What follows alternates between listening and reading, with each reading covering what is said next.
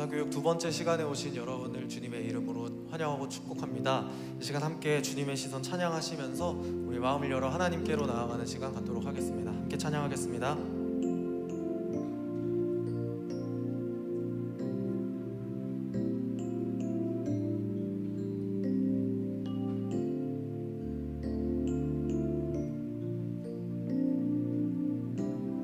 우리 함께 고백하겠습니다. 흐르는 시간이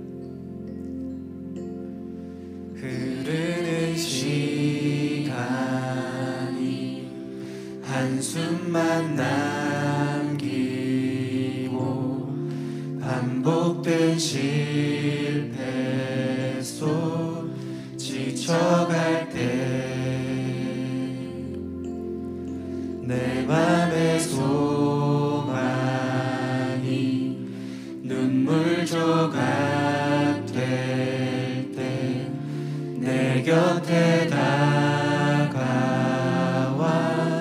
부르시네. 주님의 시선 나를 비추시고 상처난 내 맘 만지시네.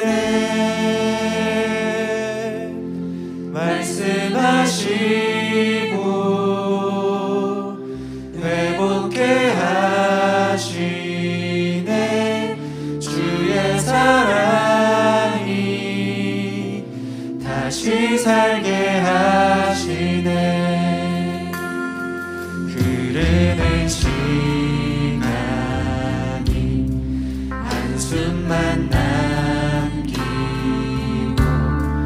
반복된 실패 속 지쳐갈 때 내 맘의 소망이 눈물 조각 될 때 내 곁에 다가와 부르시네. 주님의 시선 주님의 시선 나를 비추시고 상처난 내 맘 만지시네.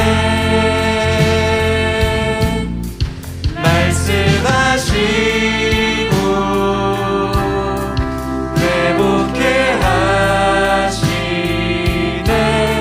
주의 사랑이 다시 살게 하시네. 다시 한 번 더 고백하겠습니다. 주님의 시선 주님의 시선 나를 비추시고 상처난 내 맘 만지시네. 말씀하시고 회복해 하시네. 주의 사랑이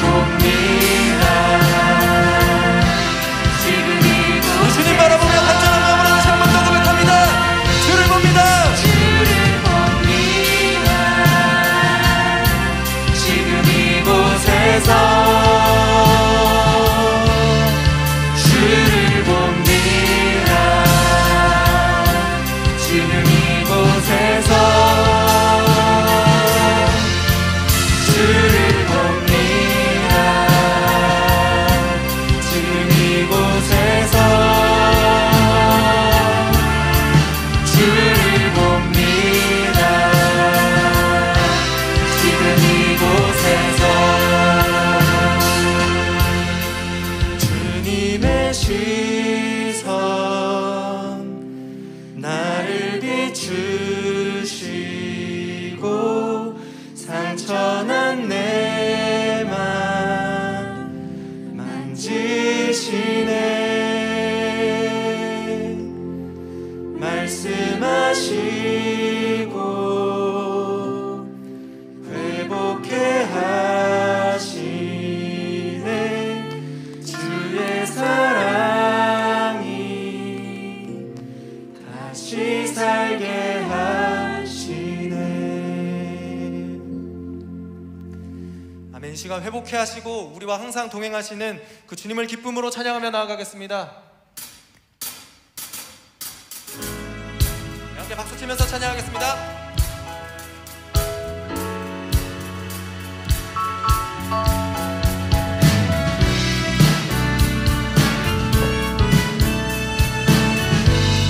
함께 고백할까요? 매일매일 매일매일 반복되는 갈등 속에 하루하루 선택이란 갈림길에 치열하게 살아가는 우리들의 시간 속에 매일같이 사랑이란 이름으로 하루 종일 동행하며 영원으로 이끄시니 진실하신 아름다운 노래하리. 주의 얼굴을 구하는 이 자리 반가운 주의 음성으로 가물음의 마음 우리의 목마름을 채우고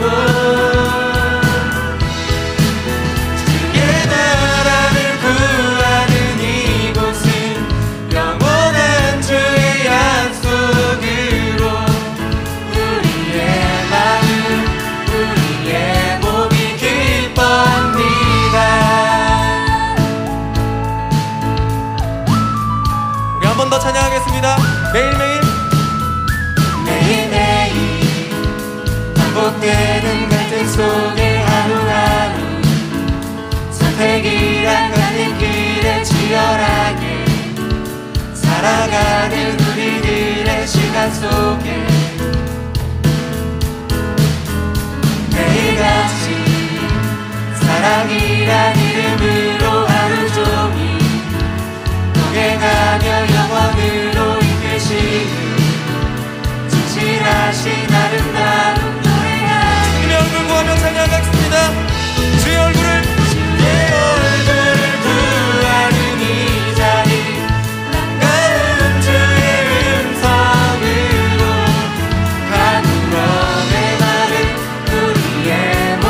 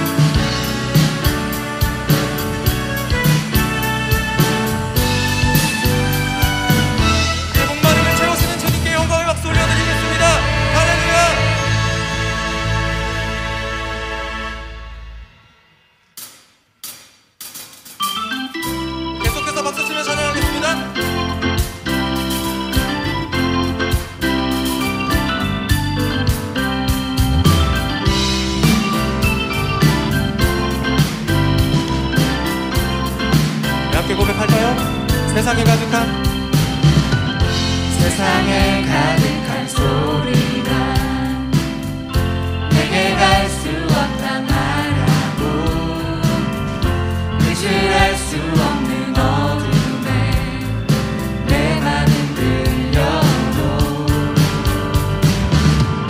반복된 수많은 실수가 나를 주저하게 만들고 감당하지 못할 두려움이 내 맘을 꺾어도 세상의 소리에 흔들릴 때도 순종하며 가네.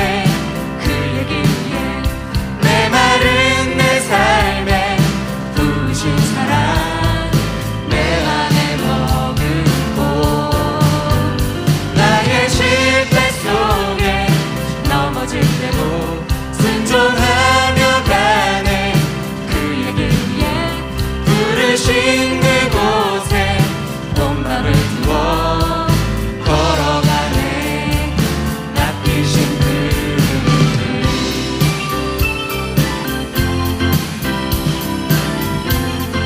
다시 한 번 더 찬양하겠습니다. 세상에 가득한 소리가 내게 갈 수 없다 말하고 빛을 수 없는 어둠에 내 맘은 들려도 반복된 수많은 실수가 나를 주저하게 만들고 감당하지 못할 두려움이 내 맘을 꺾어도 세상의 소리에 흔들릴 때도 순종하며 가네. 그의 길에 내 마른 내 삶에 부으신 사랑 내 안에 머금고 나의 실패 속에 넘어질 때도 순종하며 가네.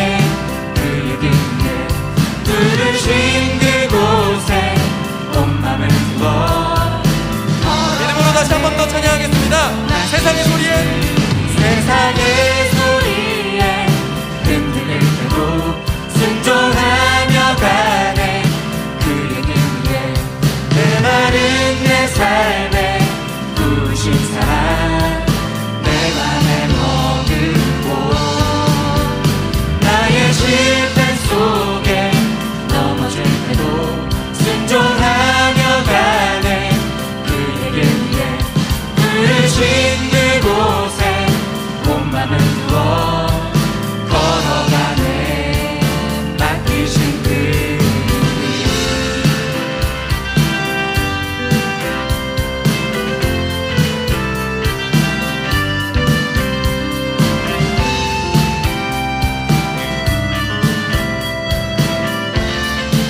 다시 한 번 더 찬양하겠습니다. 세상의 소리에 흔들릴 때도 순종하며 가네. 그의 길에 내 마른 내 삶에 부으신 사랑 내 맘을 머금고 나의 실패 속에 넘어질 때도 순종하며 가네. 그의 길에 부르신 그곳에 온 맘을 두어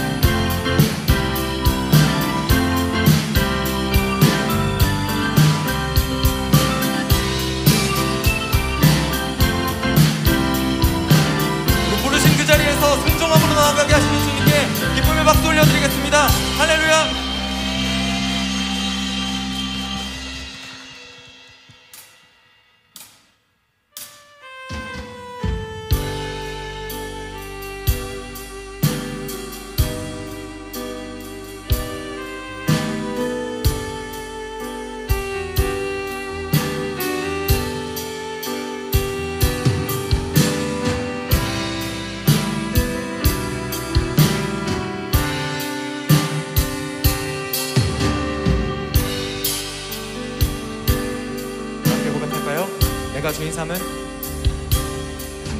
내가 주인 삼은 모든 것 내려놓고 내 주 대신 주 앞에 나가 내가 사랑했던 모든 것 내려놓고 주님만 사랑해. 내가 주인 삼은 내가 주인 삼은 모든 것 내려놓고 내 주 대신 주 앞에 나가 내가 사랑했던 모든 것 내려놓고 주님만 사랑해. 주 사랑 거친 풍랑에도 깊은 바다처럼 나를 잠잠케 해. 주 사랑 내 영혼의 반석 그 사랑 위에 서리. 다시 한 번 더 고백하겠습니다. 내가 주인 삼은 모든 것 내가 주인 삼은 모든 것 내려놓고 내 주 대신 주 앞에 나가 내가 사랑했던 모든 것 내려놓고 주님만 사랑해. 전심으로 다시 한 번 더 고백할까요? 내가 주인 삼은 내가 주인 삼은 모든 것 내려놓고 내 주 대신 주 앞에 나가 내가 사랑했던 모든 것 내려놓고 주님만 사랑해. 주 사랑 거친 풍랑에도 주 사랑 거친 풍랑에도 깊은 바다처럼 나를 잠잠케 해. 주 사랑 내 영혼의 반석 그 사랑 위에 서리. 주 사랑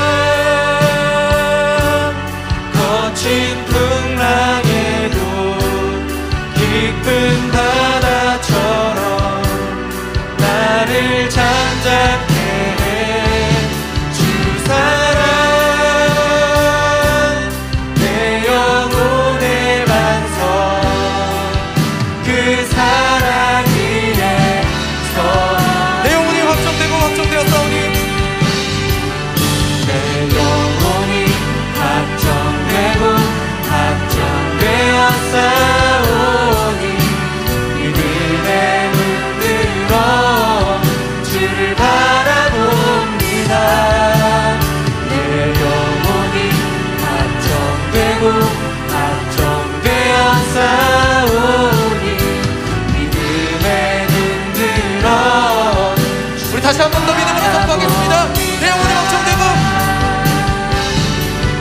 내 영혼이 확정되고 확정되었사오니 믿음의 눈 들어 주를 바라봅니다. 내 영혼이 확정되고 확정되었사오니 믿음의 눈 들어 주를 바라봅니다. 시간 하나님께 기도하며 나아가겠습니다.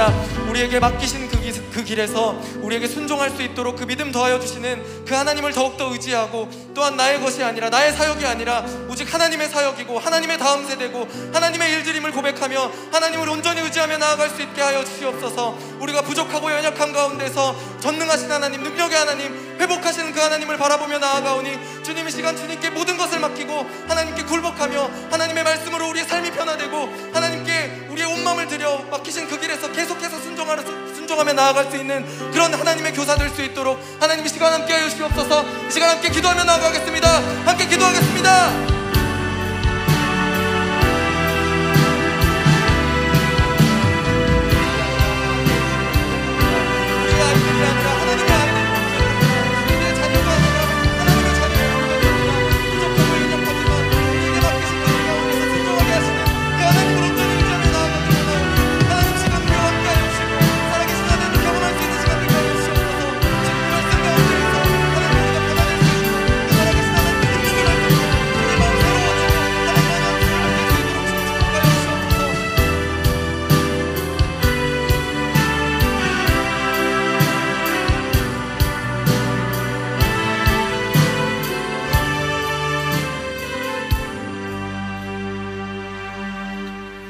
우리를 대표해서 일산 해림교회 담임 목사님이신 박윤한 목사님께서 기도해 주시겠습니다.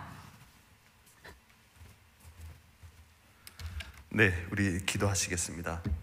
이 교훈의 목적은 청결한 마음과 선한 양심과 거짓이 없는 믿음에서 나오는 사랑이라 말씀하셨사오니, 우리 아버지 하나님께서 우리 아이들을 청결한 양심과 거짓 없는 믿음에서 나오는 사랑으로 양육하기를 원하는 우리 사랑하는 모든 교사 선생님들, 또 우리 주일학교 관계하시는 모든 분들이 이 자리에 함께 모여 싸움나이다.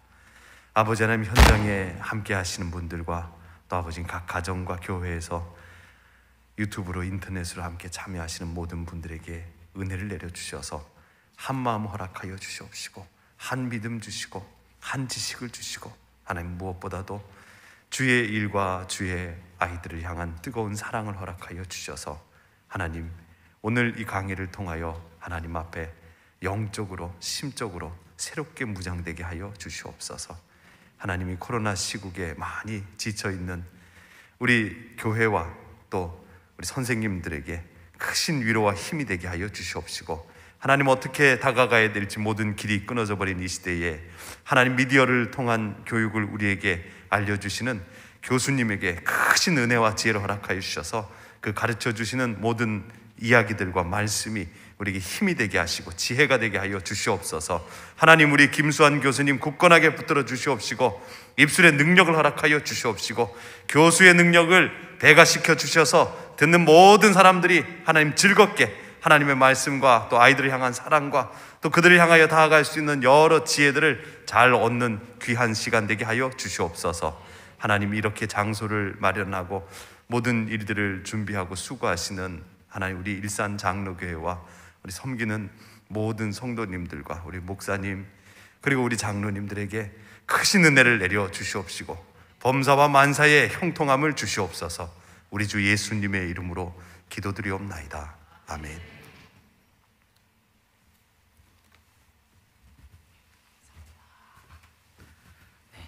샬롬.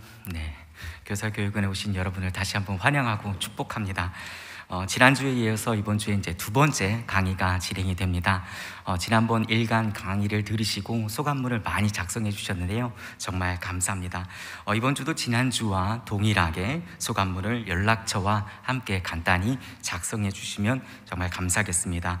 현장에 계시는 분들은 들어오실 때 있었던 그 종이에 서면으로 작성해 주시고, 온라인으로 들으시는 분들은 지금 화면에 있는 주소 또는 그 QR코드 거기에 작성해 주시면 됩니다. 또 부모님들도 영적 교사로서 같이 참여해 주시면 정말 감사하겠습니다. 그리고 이번에도 제출 마감일은 다음 주 금요일까지, 그러니까 이 강은 4월 15일까지 자정까지 접수를 받겠습니다. 보내주신 분들에게 3,000원 상당의 카톡 기프티콘 보내드리도록 하겠습니다. 오늘 강의해 주실 김수환 교수님을 잠깐 소개하겠습니다. 총신대학교 기독교 교육학 교수님이시고요. 또 총신미디어연구소 소장님이시고 총신원격교육지원센터장님이시고 또 최근 코로나 이후 교회 교육을 디자인하다라는 책도 쓰신 교수님이십니다. 먼 걸음 오셨는데요. 우리 교수님 강의하실 때 많이 집중해 주시고 또 교수님 나올 때 우리 감사의 박수로 맞이하겠습니다.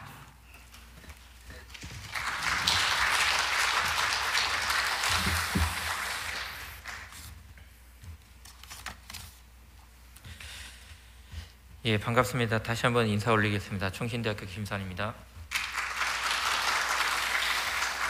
예, 목사님께서 좀 전에 소개를 해주셨는데 저는 기독교 교육학은 아니고요. 기독교 교육과에 소속은 되어 있지만 제 전공은 컴퓨터 교육 전공입니다. 그래서 목사님께서 기도해 주실 때에 미디어 교육이나 소프트웨어나 AI 교육, 최근에 코딩 교육이라고 많이 들어보셨죠? 그런 것들을 이제 공교육에서 어떻게 도입할지에 대한 내용들을 계속 연구하고 또 기독교 교육 필드에서 이런 것들을 어떻게 활용할지에 대한 연구를 하고 있습니다. 오늘 귀한 자리에서 불러주셔서 너무 감사드리고요. 저도 오늘 오신 그 선생님들이 어떤 마음으로 오셨을까, 또 부모님들이 어떤 마음으로 오셨을까라는 것들을 고민을 하면서 무슨 얘기를 들려드려야 되나 이런 고민들을 상당히 많이 하고 있습니다. 왜냐하면 저도 오늘 오신 분들과 똑같이 중등부 교사로 섬기고 있습니다. 제게 맡겨진 영혼이 6명이 있는데요. 올해 작년까지만 해도 제가 부감이랑 그 공과 공부를 다시 이렇게 재구성해서 총에서 나오는 공과책을 이제 저희 아이들에 맞게 재구성해서 제공해 드리면 목양 선생님들이 그걸 가지고 가르치시는 그런 역할을 해서 이제 교회 디렉터 역할을 좀 했었는데요. 교육 디렉터 역할을 중등부에서 하고 있었는데 올해 코로나가 2년 동안 지내다 보니까 저희 중등부에도 교사 구하기가 너무 힘들어졌습니다. 지금 비슷한 상황이시죠. 예, 전국의 교회가 아이들도 나오기 좀 힘들고 거기다가 이제 성도님들도 모이기 힘드니까 이제 교사를 구하기도 힘들어졌어요. 그래서 저희 중등부가 이제 교사 선생님들이 조금 줄어들면서 저도 담임을 맡으라고 그래서 이제 목양을 맡으라고 그래서 올해 6명을 몇 년 만에 다시 맡았습니다. 제가 그 아이들을 명단을 놓고 아마 똑같은 선생님들도 비슷한 생각을 하셨을 거예요. 이 아이들을 1년 동안 어떻게 하지? 내가 몇 년 동안 아이들 목양을 조금 쉬다가 옆에서 디렉터 역할만 서포트만 하다가 다시 맡았는데 이 아이들을 어떡합니까? 하나님. 지금도 그 아이들을 볼 때 정말 예수 그리스도께서 우리를 바라보는 그런 심정을 조금 느끼면서 살고 있습니다. 얼마나 어려운 시기에 얼마나 어려운 지금 일을 하고 계십니까? 그래서 이 자리에 오신 우리 선생님들과 그리고 부모님들을 위로합니다. 그리고 하나님의 은혜 가운데 여러분들이 이번 시간을 통해서 함께 위로받고 회복받는 시간이 됐으면 좋겠습니다. 예, 감사합니다. 오늘 제가 나눌 이야기는 저도 교사이고 학부모이기 때문에 제 아이는 지금 첫째 아이가 지금 대학교 2학년이고요. 2학년 올라갔고 둘째 아이가 이제 고등학교 2학년 올라갔습니다. 그래서 부모님들 마음과 똑같아요. 어떻게 하면 이 아이들을 잘 기를 수 있을까? 잘 키울 수 있을까? 그것도 그리스도 안에서. 그래서 오늘 교사가 도대체 무언가 왜 일을 하고 있는가에 대한 부분과 더불어서 시대가 어떻게 변하는데 그러면 우리가 소위 말하는 그 다음 세대, 이 다음 세대 아이들을 어떻게 하면 정말 예수님에게 이끌 수 있을까에 대한 고민들. 그럴 때 어쨌든 시대가 시대인 만큼 멀티미디어니 뭐 메타버스니 또는 뭐 인공지능이니 이런 것들이 지금 다가오고 있는데 그러면 그런 것들을 우리가 어떻게 활용할 수 있냐, 그리고 가정에서는 우리가 어떻게 교육할 수 있냐에 대한 부분들을 좀 고민해 보도록 하겠습니다. 함께 뭐 제가 가르쳐 드린다 이런 생각보다는 함께 우리가 만들어간다는 생각, 그리고 같이 같은 필드에서 지금 고생하고 있는 같은 교사로서 어떻게 하면 좋을까라는 방법을 찾아보는 시간이 됐으면 좋겠습니다. 첫 번째로 이런 질문을 좀 하고 싶어요. 오늘 오신 선생님들이나 특히 선생님들한테 여쭤보고 싶은데요. 부모님들한테도 비슷한데요. 여러분들은 왜 지금 주일학교에, 교회학교에서 교사를 하고 계십니까? 대부분 이런 질문을 던져보면 첫 번째 사명감 때문에 하신다는 분들도 계시고요. 다음 세대를 어떻게 하든 좀 예수님한테 이끌고 싶은 그런 어떤 사명감이 있는 거죠. 또는 내가 받은 은혜가 있어요. 하나님께 받은 은혜가 있을 수도 있고요. 여러분들의 선배로부터 받은 또는 부모님으로 받은 은혜가 있어요. 그래서 내가 그 받은 은혜를 갚기 위해서 내가 교사를 하고 있다라는 분들도 계시고요. 주변에 있는 교회 다니는 동료분들 중에 청년부 같이 활동하는 친구가 같이 하자고 그래서, 또는 주변에 아는 분들이 교회에서 같이 활동하시는 분들 중에서 너무 좋은데 그분이 같이 하자고 그래서 동료가 좋아서 하시는 분들도 계시고요. 아니면 목사님이 어느 날 교사가 필요하다고, 하나님께서 부르신다고 이렇게 시켜서, 또는 권사님이나 장로님이나 누군가가, 또는 부모님이 시켜서 할 수도 있겠죠. 예. 나는 어느 이유로 지금 이 자리에 와 계십니까? 여러분들이 어떤 이유로 이 자리에 와 있건 간에 여러분들은 축복받은 존재이고 하나님 앞에서 정말 위로를 받을 수 있는 자격이 있는 분들입니다. 교사를 한다는 건 제가 생각할 때 정말 그리스도의 마음을 품지 않으면 할 수 없는 일인 것 같아요. 매번 전화를 할 때마다 상처를 받지 않으십니까? 요즘 아이들 전화를 받지 않습니다. 특히 중등부, 고등부 교사하시는 분들, 물론 초등부, 유년부, 유치부도 다 마찬가지지만 요즘 아이들 전화를 받지 않습니다. 그럼 전화할 때마다, 전화하기를 들 때마다 얼마나 망설이는지 모릅니다. 전화를 했을 때 전화를 안 받으면 나는 어떡하지? 근데 일주일에 한 번 정도는 최소한 통화를 하고 이 친구들하고 삶을 나눠야 되는데 전화를 안 받아요. 카톡도 안 봐요. 그거 어떡하지? 이 친구랑 연락할 수 있는 방법이 없을까? 얼마나 고민하시면서 아이들을 바라보십니까? 예수님께서도 우리를 비슷하게 바라보실 거라고 생각합니다. 그래서 오늘 이 말씀을 같이 한번 읽고 우리가 위로를 받으면 좋겠습니다. 함께 한번 읽어보실까요? 시작. 그러므로 내 사랑하는 형제들아, 견실하며 흔들리지 말고 항상 주의 일에 더욱 힘쓰는 자들이 되라. 이는 너희 수고가 주 안에서 헛되지 않은 줄 알미라. 아멘. 여러분들의 수고가 헛되지 않습니다.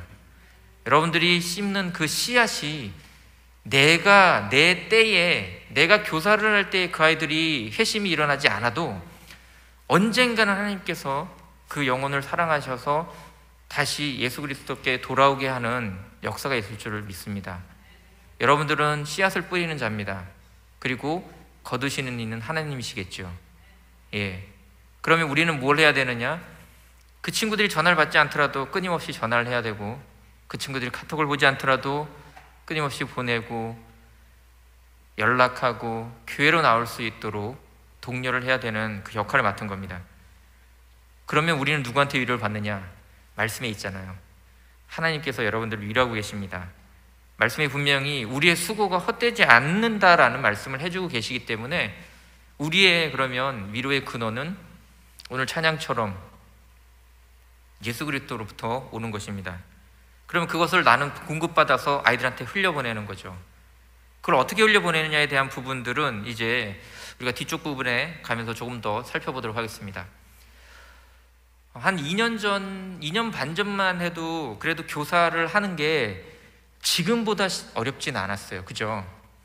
지금의 시대는 마치 저희가 아이들하고 교회 학교에서 뭔가를 한다라고 하는 것이 굉장히 조심스럽고 모이는 것 자체도 힘듭니다. 오늘도 마찬가지로 이렇게 원래는 성전에 가득 채워야 되는데 제가 언제 강의를 왔나 보니까 서울북로에는 2017년에 왔더라고요. 제가 달력에 이렇게 캘린더에 계속 써놓고 있는데 웹 캘린더에 써놓고 있으니까 이제 검색을 하면 나오는데 제가 온 기억이 있어서 언제쯤 왔나 봤더니 서울북로에는 2017년도에 한번 강의를 왔었더라고요. 벌써 한 4, 5년이 흘렀는데 그때만 해도 꽉 찼었어요. 제가 강의 왔을 때 교사분들이 서울북로의 교사분들이 꽉 차서 강의를 했었던 기억이 나는데 오늘은 온라인에 대부분 다 계신 거죠. 지금 이런 상황입니다. 이런 형태를 보통 이제 일반 교육에서는 하이브리드라고 하는데요. 그러면 강의하는 사람들이 되게 애매해요. 현장에 계신 분들한테 핏을 맞춰야 될지 온라인에 계신 분들한테 핏을 맞춰야 될지 지금 저는 온라인에 계신 분들이 어떻게 보고 있는지 사실 모릅니다. 원래는 온라인에 계신 분들도 여기 볼 수 있게 만들어져 있어야 되고 그 다음에 오프라인에 계신 분들도 같이 소통하면서 해야 되거든요. 그런데 지금 저희 교회도 예배를 이렇게 드리고 있습니다. 일부 아이들 코로나 걸린 아이들은 못 나오니까 줌으로 실시간으로 라이브를 하이브리드를 하는데 오프라인에 오는 아이들도 있어요. 그러니까 교사들은 그 친구도 케어해야 되고 온라인에 있는 애들도 케어해야 돼요. 더군다나 이 코로나 시대는 우리에게 무엇을 지금 보여주고 있냐면 아이들, 사이에서도 격차가 존재한다는 것을 분명하게 보여줬습니다. 이게 일반 교육계에서 일어나는 현상인데요. 2년 동안 지나다 보니까 보고서가 나와요. 국내외 보고서들이 나오는데 특히 해외 보고서에서는 뭐라고 얘기하냐면 코로나19 시대에 아이들이 디지털 기기가 집에 없는 아이들이 있는 거예요. 그러면 아이들이 격차가 벌어질 수밖에 없어요. 격차가 벌어진다는 건 아이들이 출발점이 달라지는 겁니다. 예를 들어서 인터넷이 잘 되고 그 다음에 집에서 볼 수 있는 자기만의 노트북이 있고 아이들이 3명이면 어떡합니까? 아이들이 2명인 가정 어떡합니까? 그럼 컴퓨터가 3대가 있어야 돼요. 하다못해 노트북이나 패드가 각자 거가 있어야지 수업에 겹치지 않고 들어갈 수가 있겠죠. 그러면 3대를 쓰려면 기본적으로 와이파이가 돼야 됩니다. 집에 와이파이가 설치가 되어 있는지, 그 다음에 그런 기기가 있는지, 이런 것들이 중요한 시대가 됐어요. 그래서 교육격차가 발생하기 시작했습니다. 또 한 가지 중요한 부분들은 뭐냐면 그거를 집에서 같이 케어해 줄 수 있는 사람이 있느냐 없느냐가 차이가 납니다. 우리나라 통계를 보면 작년에 케어해 줄 수 있는 사람이 없다가 40%가 넘어요. 그럼 절반 가까이가 집에서 아이들이 뭔가 학습을 할 때 같이 옆에서 서포트해주고 챙겨주고 마치 학교에서 선생님이 해주는 것처럼 선생님이 시간표 맞춰서 수업도 해주고 쉬게 해주고 물도 먹여주고, 그죠? 식사 시간에 데려가서 영양가 있는 밥도 먹여주고 이런 것들을 해주잖아요. 그런데 부모님들이 일하러 나가니까 집에 혼자 있는 아이들, 집에만 있는 아이들이 자기가 알아서 수업을 들어야 되는 거예요. 자기가 알아서 뭔가를 해야 되는 거예요. 이런 격차가 발생하기 시작했습니다. 이 전 세계적으로 다 마찬가지예요. 중요한 거는 신앙에도 격차가 발생하기 시작했어요.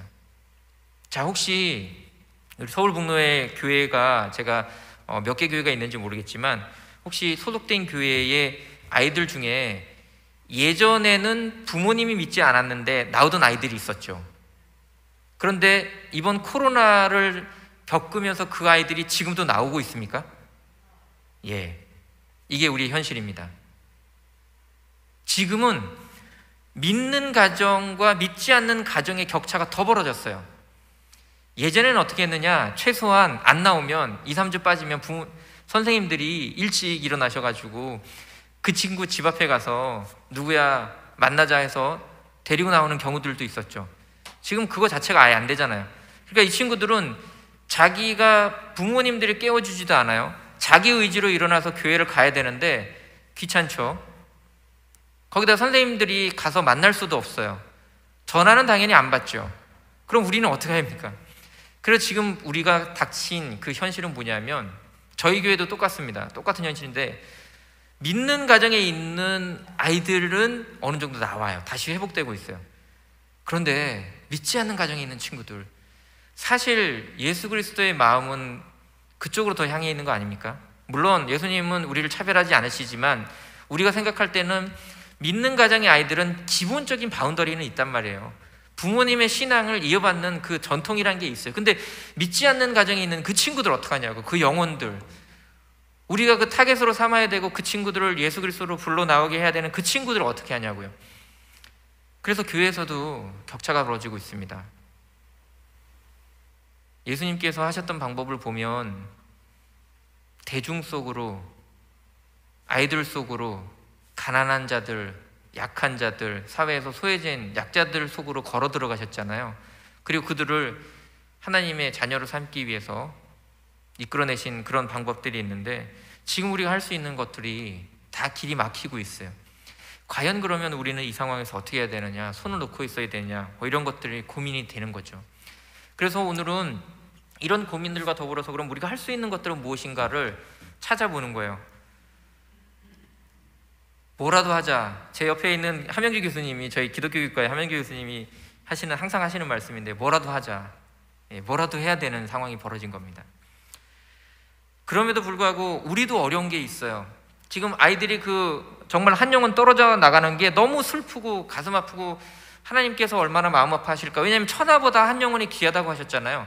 그 한 영혼 구하는 게 99마리 양을 놓고 한 마리 양을 구하러 가시는 예수 그리스도의 그 심정, 그 목자의 심정이 우리에게 있는 건데 우리가 그렇게 하고 싶어도 할 수 없는 그런 상황들이 벌어지고 있습니다.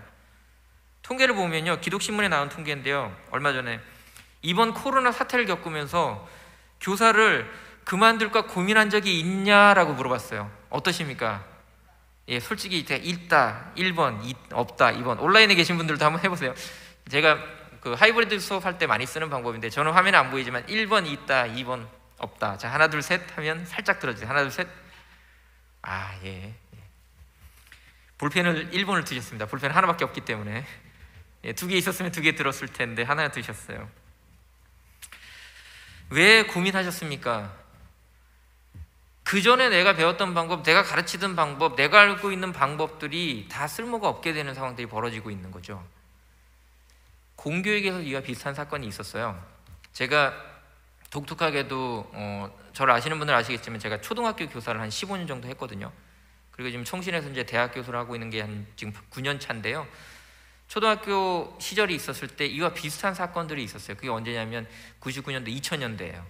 2000년대 초에 우리나라에 인터넷이 막 들어오고 그리고 컴퓨터실이 막 지어질 때였어요. 그때 교사들이, 공교육에 있는 교사들이 어떤 현상이 벌어지냐면, 내가 이 나이에 컴퓨터를 배우느니 교사를 그만두지 라고 명퇴를 하시는 분들이 많아졌어요. 지금 우리 상황과 비슷해요.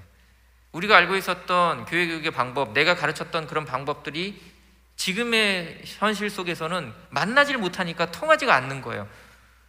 그럼 지금 어떻게 해야 되냐? 온라인에서 만나야 되고, 뭐 예를 들어서 줌을 통해서 만나야 되고, 뭐 카톡을 통해서 만나야 되고, 이런 걸 해야 되는데 이런 걸 하기가 힘들어지는 거죠. 그래서 그만둘까 고민한 적이 있다라고 고백하시는 분들이 30%, 심각하게 고민하고 있다가 15%, 합치면 45%예요. 절반 정도가 내가 교사를 계속 해야 되나 말아야 되는 고민을 엄청나게 하는 거죠. 그런 교사들의 어려움이 뭐냐면, 통계상에 보면 온라인 교육에 적응하기 어렵고 힘들다가 34%예요. 교육의 방법이 바뀌고 필드가 바뀌고 있는데 나 이거 너무 지금 따라가기가 힘들다는 거죠. 그래서 온라인 교육을 나는 원래는 잘 활용하고 있지만 이런 것들을 교회 교육에 적용해 본 경험들이 많지 않기 때문에 도대체 어떻게 해야 될지를 잘 모르겠다라는 거예요. 아이들이 제대로 성경 말씀을 듣는지도 잘 모르겠고 예배를 잘 드리는지도 모르겠다는 거예요. 자, 2년 지나면서 아이들이 어떤 현상이 벌어졌냐면요, 저희도 비슷한데요. 혹시 지금 북로에서도, 우리 그 일산 장로교회에서도 아이들 코로나 걸리면 그 줌으로 이렇게 방송해 줍니까? 예, 유튜브로 하시나요? 아니면 라이브로 하시나요? 유튜브로 방송하세요? 지금처럼? 저희 중등부는 유튜브를 1년 동안 했어요. 하다가 보니까 아이들이 어떻게 예배를 드리는지 잘 모르겠어요. 거기다 댓글 달고 다 하긴 하거든요. 근데 유튜브는 일방적인 방송이잖아요. 이게 굉장히 중요합니다. 일방적인 방송이잖아요. 그럼 우리는 여기선 예배를 드리고 저 친구는 저 친구의 예배를 어떻게 드리는지 몰라요. 다만 믿는 거예요. 복장을 갖추고 정해진 장소에서 다른 거 안 보고 예배에 딱 화면만 켜고 성경책 놓고 제대로 복장을 갖춰서 예배를 드리겠지라고 믿는 거예요. 그런데 유튜브는 우리가 저쪽을 볼 수가 없잖아요. 그래서 저희가 작년 하반기부터 라이브로 바꿨어요. 줌 라이브로. 그리고 무슨 운동을 했냐면 줌 라이브에 화면 켜기 운동을 했어요. 줌 라이브를 뜨면 지금 화면을 다 가리고 그냥 소리만 듣거든요. 저쪽에서는 우리를 보지만 우리는 저쪽을 볼 수 없어요. 그래서 저희가 중등부에서 무슨 운동을 했냐면 줌 라이브 켜기 운동을 했습니다. 그랬더니 아이들이 켜기 시작하더라고요. 화면을 켜면 어떤 현상이 벌어지는지 아시죠? 지금 공교육에서도 1년 동안 지나고 나서 작년부터 화면을 켜야 출석을 인정해줘요. 초중고 학생들이 수업을 들을 때 예전에는 안 켜도 됐어요. 그런데 화면을 켜면 이제 출석을 인정해주겠다고 공식적으로 얘기를 하니까 아이들이 화면을 켜요. 화면을 켜면 어떻게 되는지 아시죠? 예, 달라집니다. 왜? 내 모습을 누군가가 저쪽에서도 볼 수 있구나라는 것들을 인식하기 시작하면 달라지는 거죠. 아이들은 지금 배움의 길에 있기 때문에 바른 방법과 바른 자세로 예배를 드릴 수 있는 방법을 우리가 알려줘야 됩니다. 코로나가 터져서 우리가 어쩔 수 없이 이렇게 하이브리드로 예배를 드린다고 할지라도 그 가운데 하나님께서 임재하신다라는 그 사실을 우리가 믿는다면 하나님이 임재하는 예배가 될 수 있도록 그 아이들이 자세를 갖추도록 만들어줘야죠. 그런데 기술적인 부분이 가능하지 않다고 해서 또는 우리가 어쩔 수 없지 뭐 다 이렇게 하는데 라고 우리가 포기하는 순간 그 아이들의 신앙은 점점 무너지게 될 겁니다. 포기하지 마십시오. 방법은 찾으면 길이 있습니다. 그 길을 찾기 위해서는 혼자서 안 되니까 같이 모이는 거예요. 오늘처럼 이렇게 같이 모이는 거예요. 걱정하지 마십시오.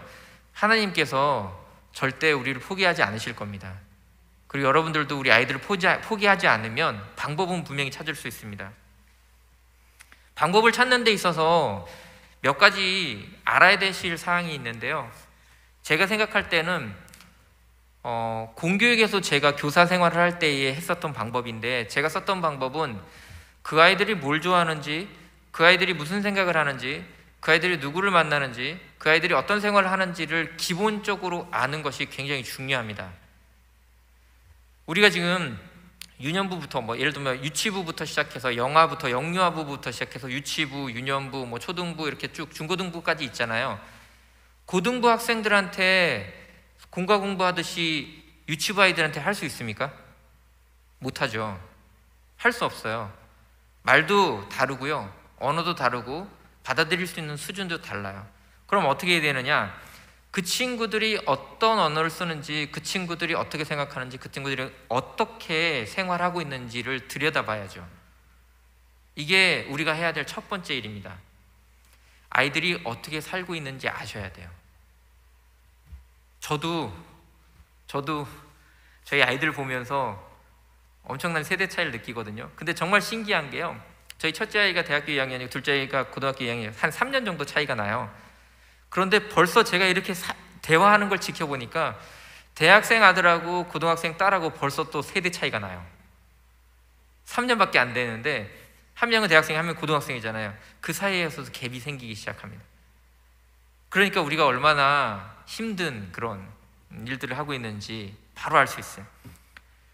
예전 세대를 생각하면 혹시 지금 연세 드신 분들, 저처럼 이제 45이 넘어서 이렇게 인생의 절반을 사신 분들 이렇게 살짝 손을 들어 주십시오. 예, 감사합니다.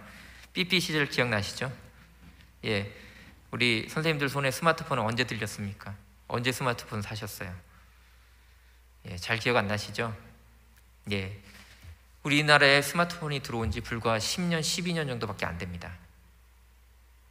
앞으로 10년 뒤의 삶은 우리가 상상도 할 수 없을 거예요. 지금 우리가 여기서 무언가를 하지 않으면 10년 뒤에 아이들은 없습니다. 유럽이나 미국의 그 교회를 가보면요, 저도 그냥 잘 모릅니다. 예, 가끔 이렇게 해외 컨퍼런스를 갈 때에 주일이 끼면 예배를 드려야 되니까 제가 교회를 찾아가요. 이렇게 그 현지 교회들을 찾아가게 되면 지금 통계상으로 보면 미국이나 유럽에 있는 교회에 나오는 교회를 지키는 연령층은 다 고령대밖에 없습니다. 젊은이들이 사라지고 있는 거죠. 왜 그랬는지 아시죠? 지금처럼 우리랑 비슷한 그런 상황들이 왔을 때 어떻게 대응하고 그 아이들을 예수 그리스도를 이끄는 작업들을 어떻게 했느냐에 따라 달라집니다. 지금 우리가 준비하지 않으면 앞으로 10년 뒤는 유럽이나 미국처럼 될 겁니다. 그냥 교회는 이렇게 선대 신앙을 기억하는 사람들만 남아있는 거예요. 혹시 저처럼 손을 드셨던 삐삐세대 우리 선생님들, 혹시 우리 윗세대 선배님들, 말하자면 우리 윗세대, 저희 부모님들 세대에는 어떻게 신앙생활 하시는지 기억나십니까? 예, 저는 개인적으로 저희 아버지가 목회를 하셔가지고 제가 이렇게 강의할 때마다 나오는 레파토리이긴 한데요, 또 새로 오신 분들이 계시니까 제가 중학교 다닐 때 저희 아버지께서 갑자기 잘 다니시던 직장을 때려치시고 목회를 하시겠다고 개척교회를 여셨습니다. 갑자기 저희 집이 공무원 신분이었는데요, 저희 아버지가 공무원을 하시다가, 물론 이제 안수는 젊었을 때 받으셔서, 목사 안수는 젊었을 때 받으셔서 협동 목사로 계속 이렇게 다니시면서 하시다가 갑자기 잘 다니시던 직장을 때려치시고 목사로 이제 개척교회를 하시겠다고 하시는 바람에 저희 집이 갑자기 사라졌습니다. 그 저희 교회가 저희 집이 됐어요. 교회에 이렇게 예배당 조그맣게 조립식이 있고 뒤쪽에 그냥 허름한 진짜 집안에 그런 조립식이 있고 사택이 같이 있는 그런 교회에서 시작을 했는데 주일이 되면 저희 집이 식당으로 변하는 거죠. 예, 교인 성도분들도 얼마 안 되니까 뭐 수십 명밖에 안 되니까 오시면 같이 거기서 식사하고, 제 방은 그냥 쉬는 장소로, 뭐 티타임 하시는 그런 곳으로. 그러니까 제 사생활이 없는 거죠. 제가 그때 무슨 생각을 했냐면, 나는 왜 갑자기 아버지가 이 목회를 하시겠다고 해서 이 고통을 겪고 있는가. 그런 그 심각한 고민부터 시작해서, 나는 그러면 나중에 커서 예수님을 계속 믿을까? 뭐 이런 고민들도 있었어요. 그러면서 저희 부모님들이 어떻게 했는가라고 지금 와서, 지금 제가 한국 나이로 50이 됐는데요, 신이 됐는데요, 50 정도 돼서 제가 한 10년 전부터 저희 부모님들이 했었던 일들을 쭉 떠올려 보면서 내가 사는 것들이 무슨 힘으로 지금 이렇게 살고 있는가라는 것들을 되돌아보니까 부모님들의 기도의 힘이더라고요. 우리는요, 지금의 한국교회는 우리 위에 있는 선배들의 기도의 힘으로 이렇게 부흥한 거예요. 제가 볼 때는. 그때 당시에 저희 어머니가 어떻게 하셨냐면, 개척교회 하시니까 얼마나 힘드셨겠어요. 그러니까 어떻게 하냐면 저를 들쳐업고 아주 어렸을 때, 개척교회 하기 전이죠. 어렸을 때 저희는 어떻게 자랐냐면, 들쳐업고 방방곡곡에 기도원이라는 기도원을 안 다녀본 적이 없어요. 깐난쟁이인 제 동생을 데리고 가면 어머니는 깐난쟁이를 저한테 맡겨놓고, 저는 낯선 장소에서, 그 기도원 낯선 장소에서, 알잖아요, 이런 것을 다 바닥에 깔고요. 그땐 그랬어요. 그런 상황 속에서 하룻밤 이틀밤을 같이 그냥 일주일을 지내면서 그렇게 기도하신 그 힘 때문에 지금의 한국교회가 있다고 저는 생각하거든요. 근데 지금 우리는 뭐 X세대, Y세대, Z세대, 이제 뭐 MZ세대, 알파세대라고 하는데, 지금 우리 살고 있는 이 동시대에 살고 있는 부모 세대, X세대, Y세대들은 Z세대나 알파세대한테 물려줄 게 있습니까? 지금 우리는 교사로서 그때 그 선배들이 했었던 그런 열정들이나 뭔가 준비가 되고 있습니까? 이게 우리의 현실입니다. 지금 우리가 준비하지 않으면 다음 세대는 없는 거죠. 다음 세대를 뭐라고 얘기하냐면 MZ 뭐라고 하기도 하고요. 그 다음 세대를 이어서 알파 세대라고 합니다. 그 화면이 잘 안 보이긴 한데요. 지금 뒤에는 좀 크게 보이죠? 저 할아버지가 들고 있는 게 뭔지 아십니까? 할아버지가 들고 있는 게 뭔지 보이세요? 뭐 같으십니까, 저거? 예, QR코드입니다. 오늘도 이렇게 감상문 올릴 때 QR코드 얘기하셨잖아요. 저 할아버지는 옆에 있는 책 포노사피엔스라는 책에 나오는 분인데요, 저분은 상하이에서 이렇게 거리에서, 동양에서 먹고 사시는 분입니다. 적선으로 먹고 사시는 분이에요. 그런데 적선 해달라고 할 때 QR코드를 내밀어요. 상하이는 디지털 화폐를 쓰기 때문에 적선을 할 때도, 뭔가 이렇게 기부를 할 때도 QR코드로 줘야 돼요. 그러면 최소한 내가 뭔가 벌어먹고 살려면 나는 디지털 통장을 쓸 수 있어야 되고, 그죠? QR코드로 찍은 거를 찾아올 수 있어야 되는 거예요. QR코드를 만들 수 있어야 돼요. 이게 지금의 세대입니다. 지금의 세대는 우리가 상상도 할 수 없는 그런 디지털 대전환으로 가고 있는 시대인데요, 이렇게 모여서 예배드리는 것, 이렇게 모여서 사람을 만나는 것, 이것도 중요하지만 새로운 축이 생기고 있는데, 그 축이 바로 디지털 세계 속에서 살아가는 하나의 축이 생기고 있습니다. 우리가 경험했잖아요. 2년 동안 다시 돌아갈 수 없어요. 제가 생각할 때 많은 교육학자들이 다시 학교가 문을 열면 아이들이 오프라인으로 와서 막 교육받고 이게 너무 되게 좋을 거야 라고 생각하지만, 이제 아이들은 경험했습니다. 지금 대학에서는 어떤 현상이 일어나냐면요, 내가 굳이 이 돈을 내고 이 교수의 강의를 들어야 돼? 이런 생각이 아이들이 들기 시작했어요. 왜냐하면 다 오픈이 되니까 미국 MIT나 하버드 강의도 들을 수 있어요. 물론 돈을 조금 더 내면 그걸 들었다라는 걸 이수증도 줘요. 무크라고 하는데요, 온라인 사이트들이 너무 잘 돼 있어서 내가 내 커리어를 쌓는데, 나 꼭 이 대학에서 이 교수님 강의를 안 들어도 내가 그 대학에 적응 가지고 있지만 내가 다른 대학에 더 유명한 교수님들 강의도 다 들을 수 있는 거예요. 이렇게 되면 어떻게 되느냐, 이제 중고등학교가 지금 고교학점제가 된다고 시작한다고 이야기하죠. 고등학교도 이제 대학처럼 비슷한 형태로 됩니다. 고교학점제가 그거예요. 자기가 원하는 강의를 들을 수 있도록 만들어주는 거예요. 그럼 이제 아이들은 어떻게 되냐면 굳이 내가 거기 가서 그 시간을, 그 돈을 들여서 소비해서 그걸 해야 돼라는 생각들이 들기 시작합니다. 세상의 교육이 이렇게 변해가고 있는데 우리는 그 아이들의 마음을 끌어당길 수 있는 컨텐츠가 우리에게 있습니까? 아니면 우리에게 그런 어떤 영성이, 강력한 영성이 있어서 그 아이들이 예수 그리스도로 나오게 할 만한 우리 안에, 우리 커뮤니티 안에, 우리 교회 안에, 우리 공동체 안에, 우리 교사 그룹 안에 어떤 그런 영적인 파워들이 있습니까? 옵니다.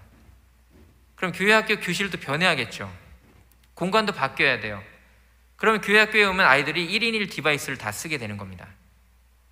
지금은 스마트폰으로 수업을 하시는지 모르겠지만 지금 학교에서는 패드 또는 뭐 크롬북 이런 노트북들을 다 나눠줍니다. 이제는 요게 이제 지금 올해부터 시작됐고요. 이제 중학교 1학년이나 고등학교 1학년 딱 입학하면 패드를 하나씩 나눠주는 그런 교육청들이 지금 선언을 하고 있습니다. 미국에서는 이미 하고 있고요. 돈 많은 학교들, 사립학교들에서는 아이패드 나눠주고 있습니다. 다 입학하면서 벌써 아이들한테 나눠주고 있어요. 미래사회는요, 우리가 생각도 할 수 없을 만큼, 슬라이드를 넘겨주십시오. 그렇게 바뀐다고 얘기하는데 교육부에서도 이런 미래사회를 나타내면서 몇 가지 키워드들을 얘기를 해요. 첫 번째는 자동화된다는 거예요. 일자리가 자동화된다는 거예요. 그럼 산업이 점점 발전하는 산업도 있고 없어지는 산업들도 있겠죠. 육체 노동을 할 수 있는 산업의 분야들은 로봇이 대부분 대체할 겁니다. 제가 어제도 이제 학부생들하고 수업을 했는데 학부생들이 그러더라고요. 인공지능을 주변에서 경험한 거 한번 얘기 들어보세요. 그랬더니 자기가 얼마 전에 카페 갔는데 로봇이 와서 서빙하더라는 거예요. 로봇이 이렇게 커피 갖다 주는 거죠. 지금 그런 카페들이 늘어나고 있는 겁니다. 그러면 줄어드는 일자리가 많아질 것이고 거꾸로 또 새로 생기는 일자리들도 생겨요. 근데 이 새로 생기는 일자리들은 우리가 한 번도 배워본 적이 없어요. 지금 아이들이 배워야 되는 거죠. 그럼 배우는 기술들 중에는 두 번째 슬라이드에 AI, 빅데이터, 초지능화 되는 거예요. 이렇게 되면 이제 더 이상 아이들이 우리에게 물어보지 않습니다. 누구한테 물어보냐면 요즘 아이들 궁금하면 누구한테 물어보죠? 내 박사님한테 물어보죠. 3초면 답이 나옵니다. 선생님 그거 틀렸는데 벌써 이렇게 애들이 나와요. 저도 그래서 제 아들이 가끔 물어봐요. 그럼 저도 웹에서 검색해보고 내 말이 맞는지 정확한지 다시 확인한 다음에 알려줍니다. 지금 그런 시대가 됐어요. 그러면 이 지식은 나한테 있는 겁니까? 아니면 온라인에 있는 겁니까? 내 겁니까? 아니면 인터넷 겁니까? 이렇게 되죠. 그렇게 되면 어떻게 되느냐? 의존성이 점점 늘어나요. 누구한테? 인공지능에 대한 의존성이 늘어나게 됩니다. 그러면 나의 정체성은 나한테 있는 거냐? 내가 이렇게 얘기해 놓은 인공지능한테 있는 거냐? 고민하셔야 돼요. 세 번째 키워드는 초연결 사회인데요. 초연결 사회가 되니까 이제 어떻게 되냐면 모든 것이 다 연결돼요. 심지어는 내 스마트폰하고 내 시계하고 심지어는 스마트폰하고 내 운동화하고도 연결돼요. 그래서 내가 운동화에 지금 나이키 같은 경우는 그렇게 되어 있죠. 칩이 심겨져 있어서 내가 얼만큼 뛰었는지 그때 뛸 때 속도는 어땠는지 이런 것들을 다른 사람들하고 다 그래프로 보여줘요. 그러니까 어떻게 돼요? 잘하고 싶어요. 더 잘하고 싶어요. 더 잘 뛰고 싶어요. 더 많이 뛰고 싶어요. 이런 것들이 이제 모든 기기들이 다 연결됩니다. 심지어 이제 글라스도 나오고 있는데요. 구글에서 이 AI 글래스를 내놨어요. 안경인데 안경 안에 이렇게 표시가 됩니다. 그러면 내가 보는 이 화면에서 여기에 내비게이션들이 다 보이게 될 거고요. 여기에 어떤 정보들이 다 보이게 됩니다. 뭐 이런 세상 속에 살고 있어요. 이런 것들을 보통 증강현실이라고 하죠. 그리고 더 나아가서는 이제 가상현실을 메타버스까지 가게 되는 거죠. 시공간이 통째로 옮겨지는 그런 현상들이 벌어집니다. 공유경제, 공유사회라고 하는데 요즘 혹시 물건을 사실 때 차를 예전에는 소유하는 게 되게 중요했어요. 근데 요즘은 어떻게 하냐면 차를 빌려 쓰죠. 그죠? 그리고 대부분 우리가 뭐 여행을 가거나 이런 때도 에어비앤비 같은 걸 씁니다. 에어비앤비 같은 회사는 대표적으로 호텔을 하나도 소유하지 않은 호텔 회사죠. 세계에서 가장 거대한, 그죠? 아마존 같은 경우에는 책을 하나도 갖고 있지 않는 온라인 서점이에요. 그런데 세계에서 가장 많은 사용자들이 사용을 하고 있죠. 이렇게 말도 안 되는 공유 경제의 사회가 벌어집니다. 아이들은요, 우리가 지금까지 갖고 있었던 가치관, 세계관과 완전 다른 세상 속에 살게 될 겁니다. 그래서 미래 사회를 이야기할 때에 미래 학교들, 준비하는 학교들의 제가 연구들을 계속 미래 학교 쪽으로 하고 있는데요. 미래 학교들이 공간이 저렇게 변합니다. 아이들이 교실이라는 딱딱한 곳에서 공간을 공부하는 것이 아니라, 저건 영국에 있는 비트러 스쿨이라는 곳인데요. 아이들 저렇게 앉아서 자기 1인 1 디바이스를 가지고 1인 1 컴퓨터를 가지고 다니면서 공부를 하고요. 모여서 토론하고 싶으면 토론하는 장소로 가고요. 연극하고 싶으면 연극하고 싶은 장소로 가고요.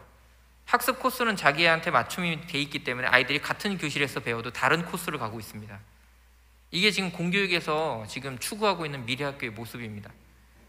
그렇다고 한다면 우리 교회도 정말 다음 세대를 위한 뭔가를 투자를 한다고 한다면 이제 새로 교회를 리모델링할 때 아이들이 원하는 장소, 아이들에게 필요한 장소를 만들어 주어야 합니다. 이게 우리가 지금 현재 시점에서 해야 되는 거예요. 우리 선배 세대는 모이는 게 중요했어요. 그때는 기도원도 어느 정도였냐면요, 천막 치고 하는 기도원도 있었어요. 그런데 지금은 건물이 다 있잖아요. 그러면 이제 다음 세대는 이 건물만 중요한 게 아니고 이 건물에서 아이들이 원하는 공간이 있는가도 중요한 게 된 겁니다. 그 공간이 우리에게 있습니까? 총신대학교 대강당입니다. 아직도 우리는 지금도 마찬가지죠. 이런 전형적인 교회의 공간, 예배드리는 공간은 당연히 있어야죠. 무조건 있어야죠. 같이 모여서 예배드리는 공간이 있어야 됩니다. 그런데 예배드리는 공간 외에 아이들을 교육하는 공간이요, 아이들이 와서 활동하는 공간이요, 그게 있냐고요. 늦지 않았습니다. 만약에 혹시 교회의 어떤 교육관을 리모델링 하시거나 뭔가 이렇게 하실 계획이 있으시다고 한다면 만들어주는 겁니다. 만약에 그걸 만들 수 없다면 찾아주시면 돼요. 요즘은 공간을 아웃소싱하는 방법도 있습니다. 특정한 공간을 아이들을 위해서 대여를 해서 그 공간이 아이들이 꾸미게 만들어주는 거죠. 대표적으로 그런 학교가 의정부에 가면 몽실학교라고 있습니다. 저도 몇 번 자문하고 강연 때문에 갔는데요. 교육청 옆에 건물이 남았어요. 그래서 어떻게 했냐면 그 건물을 아이들한테 맡겼어요. 너네들이 와서 꾸미고 너네들이 이름도 붙이고 너네들이 사용할 수 있는 규칙도 정해. 그랬더니 아이들이 어떻게 했냐면 와서 페인트 칠합니다. 아이들이 공간에 이름도 지어요. 자기들이 거기에 활동할 수 있는 규칙도 정합니다.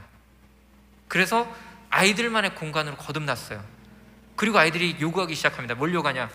선생님, 우리 이거 배우고 싶어요. 아이들이 배우고 싶은 걸 요구합니다. 그럼 어떻게 되느냐? 그 선생님들을 찾아주는 거예요.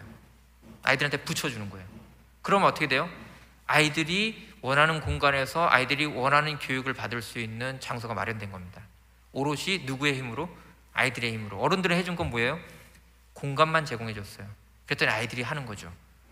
이게 진짜 우리가 꿈꾸는 아이들이 스스로 자발적으로 교육하는 하나의 모델입니다. 교회 학교도 저는 가능하다고 생각합니다. 우리가 마음을 바꾸면, 투자하면.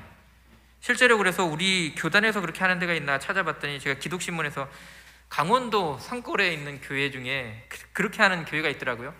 이렇게 아이들을요 공간으로 불러서요 악기도 가르쳐 주고요. 지금 저희 교회에서도 저희도 저런 거 하잖아요. 근데 심지어는 이제 드론 달리는 드론장 저런 데를 빌려가지고 같이 아이들하고 드론도 날리고요. 이런 것도 해요.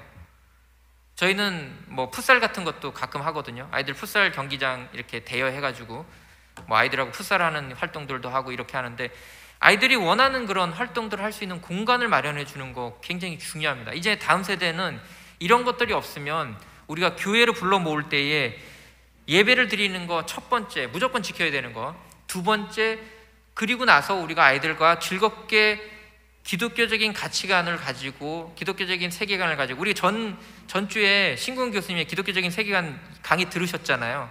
저도 가끔 콜라보 강의를 하는데 신군 교수님하고 그 기독교적인 세계관을 바탕으로 한 놀이문화, 활동문화가 있어야 되는 거죠. 그게 마련이 되면 아이들은 자연적으로 교회 학교로 오게 됩니다. 왜냐하면요, 제가 전도할 때, 제가 중고등부 때 전도를 어떻게 했냐면요, 교회에 오면 기타 배울 수 있어. 그때는 통했다고요. 지금은 말도 안 되는 라떼는 같은 얘기지만 그때는 교회에 가야 뭔가 악기를 만져보고 드럼을 치고 기타를 배우고 하는 게 할 수 있었어요. 그래서 그때 말도 안 되는 교회 오빠 같은 게 나온 거예요. 교회 오빠는 기타도 잘 치고 노래도 잘 부르고 막 이렇게 되는 거죠. 문화가 있었어요. 탁구 치고 싶어? 교회로 와. 우리 탁구장이 있어. 탁구대 있어. 그때는 그게 통했어요. 지금은 뭐가 통할까요? 그 아이들을 불러 모아서 기독교적인 세계관을 안에서 놀이를 같이 하고 같이 부대끼다 보면 정이 생기고 예수 그리스도를 그때 전하는 겁니다. 그럴 때 지금 코로나19를 겪으면서 우리 아이들이 원하는 게 그럼 뭘까? 그런 공간적인 것도 중요하지만 또 한 가지 중요한 게 있어요. 뭐냐면 사회적으로부터 우리가 자라나는데 필요한 게 뭐냐라는 걸 공급받아야 되는데, 그 공급받아야 되는 게 뭐냐면 바로 저는 이거라고 생각해요. 여러분들이 지금 교사 생활을 하면서 아이들한테 원하는 건 이거잖아요. 건강하게 잘 자라는 환경을 우리가 만들어주는 거죠, 어른으로서. 그리고 좀 전에 얘기했듯이 주도적으로 삶을 살아가는 거예요. 근데 그 주도에 뭐가 있냐면 예수 그리스도가 있어야 되는 거죠. 맞습니까? 내 욕심과 내가 원하는 대로 사는 게 아니고 나의 중심에는 예수 그리스도가 있는 거예요. 근데 예수 그리스도가 내 삶에 있으면 어떻게 되냐면 예수님이 사셨던 것대로 살려고 노력하게 될 수밖에 없어요. 그것도 맞나요? 그것도 동의하시나요? 예, 그러면 어떻게 되냐면 혼자만 잘 사는 게 아니라 같이 잘 살 수 있도록 노력하게 되는 거예요. 이게 보통 세상에서는 뭐라고 얘기하냐면 바른 가치관이라고 얘기합니다. 우리는 뭐라고 얘기하냐면 하나님이 원하시는 삶이라고 얘기해요.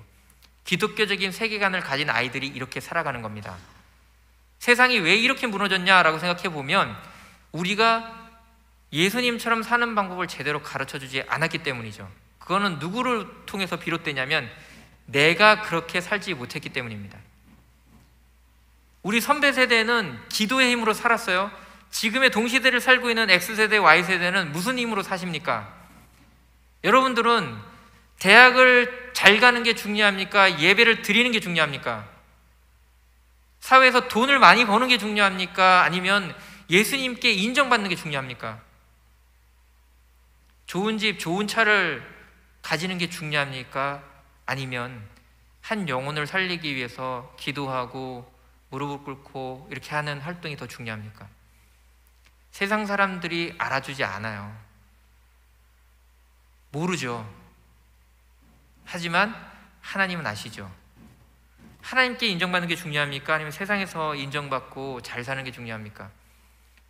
X세대, Y세대는요, 하나님께 인정받는 것이 얼마나 가치롭고 그것이 아무도 세상의 사람들이 알아주지 않아도 나한테 정말 소중하다라는 그 가치를 일정 부분 잃어버린 것 같아요.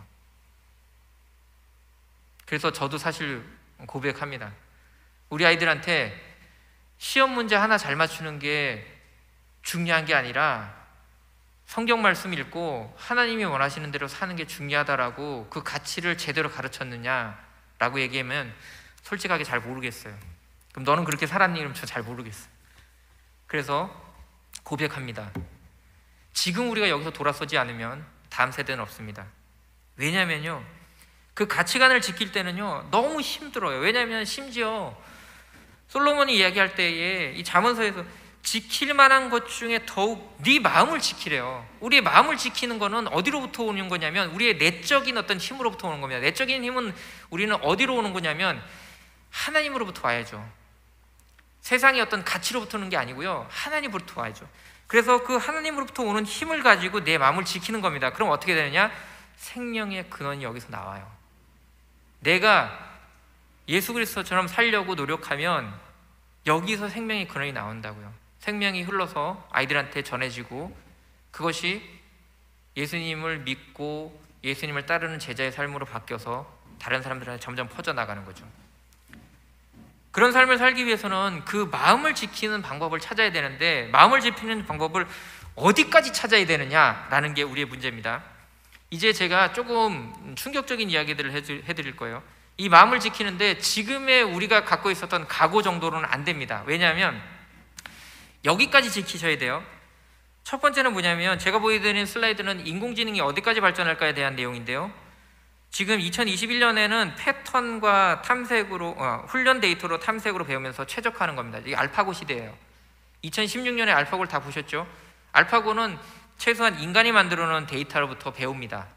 그런데 지금 동시대 같은 일이 뭐가 일어나고 있냐면 구글에서 뭘 가르치냐면요, 보고 읽으며 배우는 걸 가르칩니다. 누구한테? 인공지능한테요. 인공지능이 소설책을 읽어요. 인공지능이 그림을 그려요. 누구를 공부하냐면 고흐나 렘브란트 같은 걸 공부해요. 그럼 얘는 어떻게 될까요? 고흐나 렘브란트 같은 그림을 그릴 수 있습니다. 얼마 전에 달리2라는 애가 나왔어요. 인공지능 모델입니다. 얘는 어떻게 하냐면 내가 이런 그림 그려줘 그러면 실제 그런 사진이나 그림을 그려줍니다. 찾아줍니다. 예를 들어서 뭐 우주인, 우주비행사라는 단어를 딱 치고요, 말을 타고 있다 딱 치고요, 그 다음에 실제 사진 딱 치면 어떻게 되냐면 우주비행사가 우주공간에서 말을 타는 사진을 그대로 출력해 줍니다. 그려주는 거예요. 찍어주는 거예요. 이게 지금 여기까지 왔어요. 인간으로부터 보고 읽으며 배우는 게 됐기 때문에 스스로 자기가 책을 읽으면서 이제 배워요. 나중에 얘는 소설 씁니다. 지금도 소설책이 나와 있어요. 우리나라도 인공지능이 쓴 소설이 지금 가판대에 있습니다. 교보문고에 가면 있어요. 나중에 어떻게 되냐면 2036년도에 실행하고 책임지며 배우기입니다. 그럼 내가 누구한테 지시를 받았는데, 내가 대본을 받았는데 이게 인공지능이 쓴 대본인지 인간이 쓴 대본인지 모르겠어요. 중요합니까? 중요한가요 그게? 그냥 대본만 잘 나왔으면 되는 건가요? 그냥 모르면 선택권이 없는 거예요 우리한테. 요즘 20대 우리 청년들 혹시 대학을 다니시는지 아니면 취업을 하고 계신지 잘 모르겠지만 취업 준비들 가끔 하시죠. 제일 어려운 게 뭐냐면 취업 면접관 앞에 가서 내가 인터뷰하는 거, 이거 되게 어려워요. 근데 요즘 젊은이들 학원을 또 다녀야 돼요. 무슨 학원을 다니냐면, 제가 얼마 전에 세미나를 참석해 봤는데요, 인공지능 면접관한테 취업 시험 보는, 인터뷰 보는 방법 학원이 생겼어요. 우리 세대는 상상도 할 수 없었던 거죠. 내가 면접을 보는데 그 면접관이 인공지능이에요. 근데 얘는 내가 어떻게 답하는 건지에 따라서 뭔가 달라지는데요, 다른 패턴이 있는 것 같아요. 소위 말하는, 최근에 말하는 알고리즘이요. 인공지능이 말하는 알고리즘이 있는데 답을 다 맞췄다고 해서 점수가 높지 않대요. 제가 세미나를 들어보니까. 또 막 무작정 틀렸다고 해서 또 낮지도 않대요. 그럼 뭐가 높으냐? 얘가 갖고 있는 알고리즘이 있는 거예요. 그럼 그거 맞춰서 내가 공부해야죠. 가서 점수를 높이려고 해야 되는 거예요. 퀴즈도 막 컴퓨터에서 배우는 하노이 타워 같은 그런 문제들이 나와요. 이거 잘 모르실 거예요. 청년들은 좀 알 거예요. 하노이 탑 같은 그런 문제들이 나와요. 말도 안 되는 거죠. 나중에 어디까지 가냐면 여기까지 갑니다. 지금 메타버스의 시대, 우리나라가 되게 앞서 있는 겁니다. 왜냐하면 우리나라는 인터넷이 잘 발달되어 있고요, 세계에서 탑5 안에 드는 인터넷 속도와 보급률을 갖고 있어요. 그러니까 전국 어디나 이렇게 인터넷이 잘 되는 나라는 거의 없습니다. 미국이나 저쪽 유럽을 가봐도 시골 가면 잘 안 돼요. 그런데 우리나라는 방방곡곡 다 되잖아요. 이렇게 잘 되는 나라들이 없거든요. 그래서 이제 테스트 베드를, 그러니까 시험하러 오는 거예요. 세계 여러 나라에서 우리나라에서 통하면 다른 데 통한다라고 테스트 베드를 우리나라를 쓴단 말이죠. 근데 우리나라에서 지금 각광받고 있는 그런 기술 중에 하나가 뭐냐면 바로 메타버스입니다. 많이 들어보셨죠? 예, 메타는 초월하다, 넘어서다, 벌스는 유니버스의 약자를 따서 두 개를 합쳐가지고 초월한 세계라는 얘기를 하는데, 쉽게 얘기하면은 온라인의 가상 공간을 만들어 놓고 그 가상 공간에서 활동하는 거예요. 그래서 요즘 아이들 로블록스나 제페토나 이런 거 합니다. 제페토는 지금 3억 명 넘어갔어요. 전 세계에서 3억 명이 씁니다. 거기 들어가서 뭘 하냐면 아이들이 만나서 소통하고 뭐 같이 뭔가 물건을 사기도 합니다. 근데 그 물건은 거기서만 쓸 수 있어요. 말이 됩니까? 예를 들면 내가 가방을 샀어요. 가방은 온라인에 있는 공간에서만 가방을 쓸 수 있어요. 밖에 들고 나올 수 없어요. 현실에도 없어요. 그런데 그거를 수십만 원, 수백만 원 주고 삽니다. 말이 된다고 생각하십니까? 예, 현물이 아닌데도 돈을 주고 산다는 거예요. 이게 지금의 아이들의 가치예요. 그냥 내가 온라인상에서 내 아바타가 그냥 들고 다니는, 내 캐릭터가 들고 다니는 그 가방이나 신발을 위해서 내가 현실에 돈을 지불하겠다는 겁니다. 지금 우리 윗세대들은 상상도 할 수 없는 그런 일들이 일어나고 있죠. 저런 공간에서 자기 대신 캐릭터를 보내가지고, 물론 온라인이지만 캐릭터를 보내가지고 이름 달고 소통하고 그 안에서 대화하고 뭐 게임도 하고 이런 거 하는 거예요. 그런데 저게 나중에 삶까지 갑니다. 일상생활. 그럼 어떻게 되냐면 아이들은 현실 세계에서 살던 삶에서 딱 돌아오는 순간 저 가상공간을 접속합니다. 그리고 저기서 살아요. 나머지 시간을. 그리고 다시 자죠. 그러니까 아침에 일어나서는 또 예를 들면 직장을 가거나 학교를 가잖아요. 갔다 온 다음에 저녁 시간에 남으면 어디 가면 저기 가는 거예요. 이제 앞으로 오프라인의 삶과 온라인의 삶이 경계가 점점 무너지면서 나중에는 내가 저 메타버스에서 사는지 오프라인에서 사는지 이런 경계들이 굉장히 허물어지는 그런 세계 속에서 살게 된다는 거죠. 이런 세계가 10년 아까 얘기하셨잖아요. 10년, 15년 바라봅니다. 물론 완벽하게 되지는 않겠지만 영화에서 보는 대부분의 기술들이 들어오게 되어 있습니다. 그래서 저렇게 잘 되어 있는 영화 중에 하나가 레디 플레이어 원이라고 있습니다. 혹시 부모님들이나 선생님들은 꼭 한번 보십시오. 레디 플레이어 원이라는 영화가 아이들의 미래입니다. 그런 세상 속이 곧 오게 됩니다. 그럼 우리는 뭘 해야 되느냐 고민되시죠? 전 세계적으로 이런 상황들을 보면서 미래학교에서는 무엇을 얘기하고 있냐면요, 그러면 이렇게 해야 되겠다 이런 거예요. 예전에는요, 이 최근에 우리나라도 지금 2022 개정교육까지 교육과정을 개정하고 있어요. 초중고 학생들 교육과정이 다시 바뀌는 거예요. 미래적으로 전 세계적으로 가장 많이 인용되는 보고서가 OECD에서 나온 2030 미래교육 나침판이라는 보고서인데요. 거기서 뭐라고 얘기하냐면 이전에는 목표가 뭐였냐면 개인과 사회의 성공이었어요. 아이들이 스스로 잘 자기 삶을 주도를 해서 성공했으면 좋겠다가 목표였어요. 근데 OECD 2030 나침판에서는 목표가 변합니다. 개인과 사회의 웰빙으로 변합니다. 성공만 살다 보니까 아이들이 주변을 둘러보지 않고 전 지구적으로, 전 우주적으로 자기만 잘 살려고 한다는 거예요. 그러니까 어떻게 돼요? 같이 잘 살자는 거예요. 그래서 개인과 사회 성공입니다.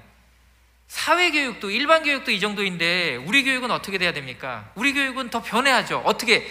우리 교육은 더 어떻게 해야 되냐면 교회 교육은 같이 잘 사는 것뿐만 아니라 하나님께서 원하시는 삶을 살 수 있도록 만들어주는 게 우리 교육의 목표가 돼야 되죠. 그럼 어떻게 되느냐? 나부터 그렇게 살아야 되는 거예요. 나부터. 나도 하나님이 원하시는 삶을 살고 있느냐를 돌아보는 거죠. 그리고 또 한 가지 아이들이 원하는 게 있어요. 이 코로나가 2년 동안 터지다 보니까 2년 동안 이렇게 만나지 못하다 보니까 아이들이요, 뭘 원하냐면 뭐 성경 공부하는 거 이런 것도 좋은데 첫 번째 좀 마음을 좀 다독여주고 위로해주고 영적으로 좀 감싸주고, 그리고 내가 세상에 정말 고립되고 혼자만 살고 쓸모없는 존재가 아니라 하나님께서 너를 이 땅에 보낸 목적이 있어. 너는 하나님의 자녀야. 정말 귀한 존재야. 하나님께서 천하보다 너 한 영을 더 귀중하게 여기시는 존재야 라는 위로를 받고 싶은 거예요. 이게 교육에서 지금 일어나고 있습니다. 심지어 그래서 올해 전 세계적으로요, 2021년도, 22년도 테마가 뭐냐면 교육 회복이에요.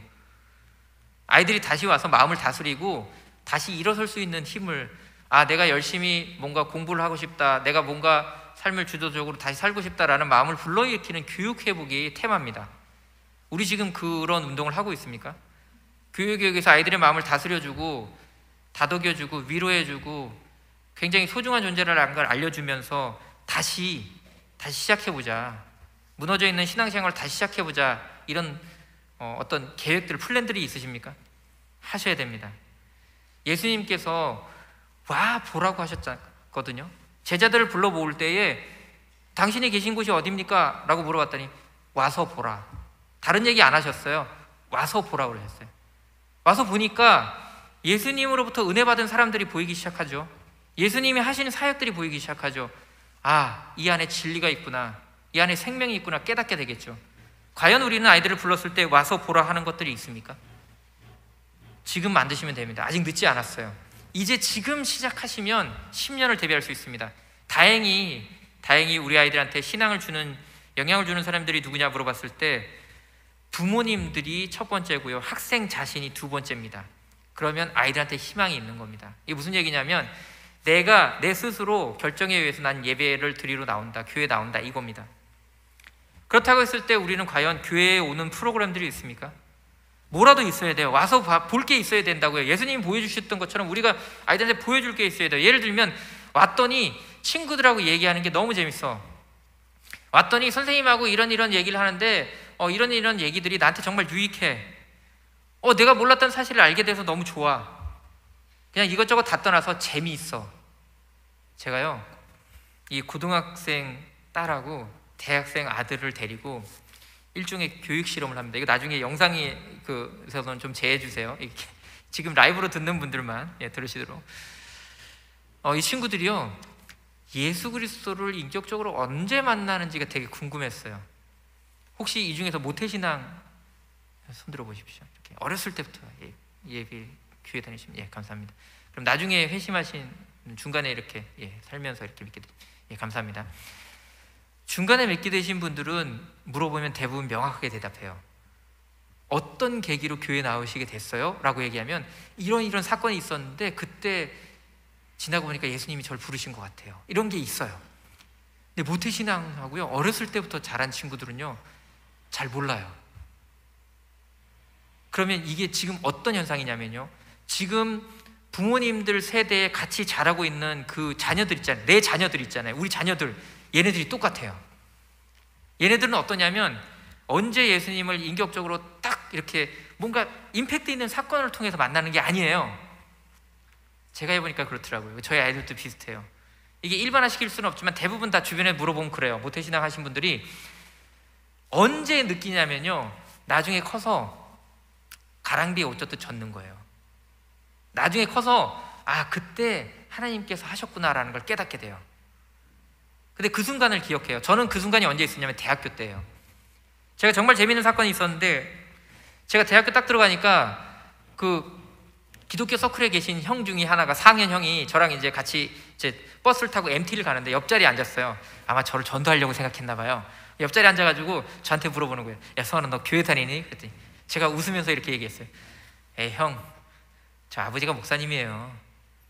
보통 이렇게 얘기하면 사람들이 어떻게 대답하냐면 그래? 야 너 신앙심이 진짜 좋겠다, 이렇게 대답하거든요. 근데 그 형은 그러지 않았어요. 그 형 뭐라고 그랬냐면 그래서 넌 구원 받았어? 형, 아버지가 목사님이라니까요. 근데 그게 뭐, 그래서 넌 구원 받았냐고. 예수님을 만났어? 제가 뭐라 그랬을까요? 대답을 못했어요. 충격을 받았어요. 그때는 얼머무려봤죠. 당연히 구원 받았죠. 예수님 저 믿어요. 이렇게 넘겼겠지만 돌아와서 생각했어요. 나는 예수님을 그럼 언제 만났지? 진짜 언제 만난 거야? 궁금했어요. 제 삶을 쭉 들여다보니까 맞아. 내가 그때 유초등부 때 말씀 암송하면서 그렇게 지냈을 때 하나님께서 은혜 주셨던 것들, 예를 들어서 내가 중고등학교 때 수련회 가서 울면서 기도했을 때 하나님께서 들려주셨던 음성들, 이런 것들이 떠오르기 시작했어요. 이게 있어요. 있는데 아이들 잘 몰라요. 그러면 뭐라고 하냐면, 지금 대학생 아들도 또 예수님 언제 만났어? 물어보면 잘 모르겠대요. 그런데 예수님을 믿는다고 고백해요. 무슨 얘기인지 아시죠? 알게 해줘야 돼요. 그 순간이 예수님을 만난 거야. 그때 하나님께서 너를 인도하신 거야. 그게 하나님의 섭리 가운데 움직여. 네 삶은 그냥 네가 살고 싶은 대로 사는 게 아니고 하나님께서 원하시는 길이 있어. 그걸 네가 빨리 찾으면, 빨리, 그리고 하나님께 너의 비전을 맞추면 너는 하나님이 원하시는 삶을 살 수 있어. 그러면 나머지 것들은 걱정하지 않아도 돼. 먹고 사는 문제, 인간관계들, 그리고 나는 어떻게 내 꿈을 이뤄야 되는지 걱정할 필요 없어. 왜? 하나님께서 해주신다고 하셨으니까. 너희는 먼저 그의 나라 그의 의를 구하라. 그리하면 이 모든 것들을 너에게 더하신다고 말씀하셨잖아요. 그죠? 하나님께서 원하시는 삶을 살면 돼요. 되는데 다만 우리가 그걸 아이들한테 가르쳐주지 않았어요. 영적인 감동이 있느냐. 요번에 저희 둘째 딸이 그런 걸 경험하는 사건이 있었어요. 제가 언제 경험할까 막 봤더니 이 친구가 지금 베이스를 배우고 있는데요. 우리 찬양단 중에서 베이스 하시는 분들 있으셨죠? 베이스를 배우고 있는데 학원을 다니다가 학원에서 좀 문제가 생겼어요. 그래서 심각하게 지금 고등학교 2학년인데 이제 입시 준비하고 있는데 갑자기 아빠, 나 학원을 그만 다니고 싶어. 그게 무슨 청천벽력 같은 소리죠. 갑자기 잘 다니는 학원을 왜 때려친다고. 지금 입시 이제 1년밖에 안 남았는데 어떻게, 왜? 그랬더니 자기가 이러이러해서 너무 힘들대요. 그리고 사실 베이스에 어떤 자기가 자질이 있는지 잘 모르겠고 슬럼프인 거죠. 잘 모르겠대요. 그래서 그래도 그나마 다행인 건 그 녀석이 뭐라고 하냐면 일주일 동안 학원을 안 다닐 거래요. 그래서 그런데 일주일 동안 기도도 해보겠대요. 감사하죠. 그래도 가르친 게 보람이 있었나 봐요. 어려운 일이 있을 때, 힘든 일이 있을 때 하나님께 먼저 아뢰라 라는 것들을 가르쳤는데 이 친구가 그렇게 고백을 했어요. 그래서 너무 감사해서 그래? 그러면 알겠어. 그럼 아빠 엄마도 같이 기도해 보자. 기도를 했어요. 그런데 정말 감사하게도 한 3일쯤 지났는데 학원에서 원장님 연락이 오더니 얘를 1대1로 만나겠다고 해서 또 지가 나가더라고요. 안 나갈 줄 알았는데 나가더라고요. 나갔다 오더니 얘가 마음이 변했어요. 원장님이 설득에 성공하신 거죠. 저랑 아무런 교율이 없었습니다. 근데 설득에 성공이 돼서 얘가, 근데 뭐라고 얘기했냐면, 하나님께 기도를 해서 내 마음은 나는 안 다니고 학원을 옮기거나 베이스를 그만둘 생각을 하고 있었는데 원장님이 그렇게 하시는 게 내 기도의 응답 같아 라는 고백을 하는 거예요. 그래서 다시 마음을 먹고 잘 해보기로 마음을 먹었어. 우리가 뭐라고 얘기했겠습니까? 하나님께 감사했죠. 아, 저 친구가 저렇게 어려운 일이 있을 때 하나님께 기도하고 문제가 해결되는 과정에 우리가 한 게 아니고 하나님께서 하셨다라는 고백들이 쌓여가면 나중에 커다란 위험이 올 때, 커다란 환란이 올 때 하나님한테 아뢰고 하나님으로부터 답을 구해서 그 하나님이 원하시는 대로 살아갈 수 있겠구나라는 거예요. 이런 작은 경험들을 만들어줘야 됩니다. 교회 학교에서 우리가 할 수 있는 건요, 그 아이들의 삶에 개입할 수가 없어요. 제가 정말 안타까운 건 뭐냐면 그 안 믿는 부모들에게 정말 괴롭힘을 당하면서까지 나오는 아이가 있었어요. 제가 중등부, 고등부 할 때 그런 친구가 있었어요. 그 친구한테 제가 어떻게 해주냐면, 교회에서 뭐라도 생기면, 예를 들어 교회에서 뭐가 나오잖아요. 그러면 갖다 주면서 방문하고, 갖다 주면서 얘기하고 기도하고, 그렇게 그 친구를 이끌었는데, 그 친구가 부모로부터 그 어려움을 이기면서 내가 교회에 나와야 되겠다는 뭔가가 있어야 되는 거예요. 그게 뭐냐고요? 우리에게 있냐고요? 그게 있으면 그 아이들은 예수 그리스도께 인도할 수 있습니다. 가장 근본적인 건 그 아이들한테 그런 영적인 감동을 줄 수 있는, 네가 아무리 힘들고 어려워도 그걸 극복할 수 있어. 누구로부터? 예수님이 주시는 힘으로 넌 극복할 수 있어. 이거를 가르쳐 주는 거죠. 그렇게 되면 그 아이들은 어떻게 되냐면 우리가 꿈꾸는 그런 아이들이 됩니다.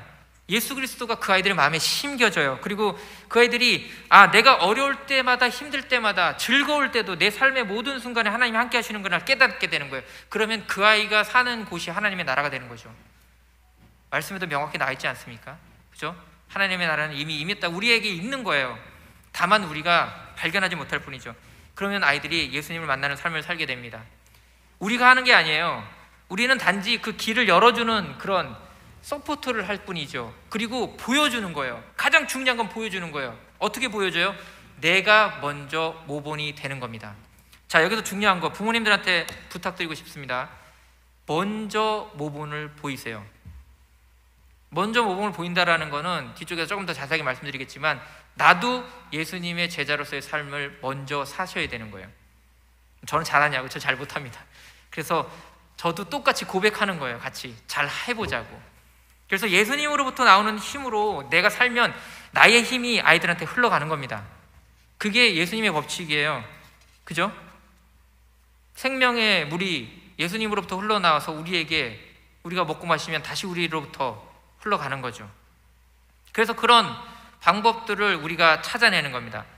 자, 이제 한 30분 정도 남았는데 나머지 방법들을 그러면 우리는 어떻게 했느냐, 저는 어떻게 하고 있느냐, 그리고 우리 교회는 어떻게 하고 있느냐에 대한 부분들을 좀 설명드리도록 하겠습니다.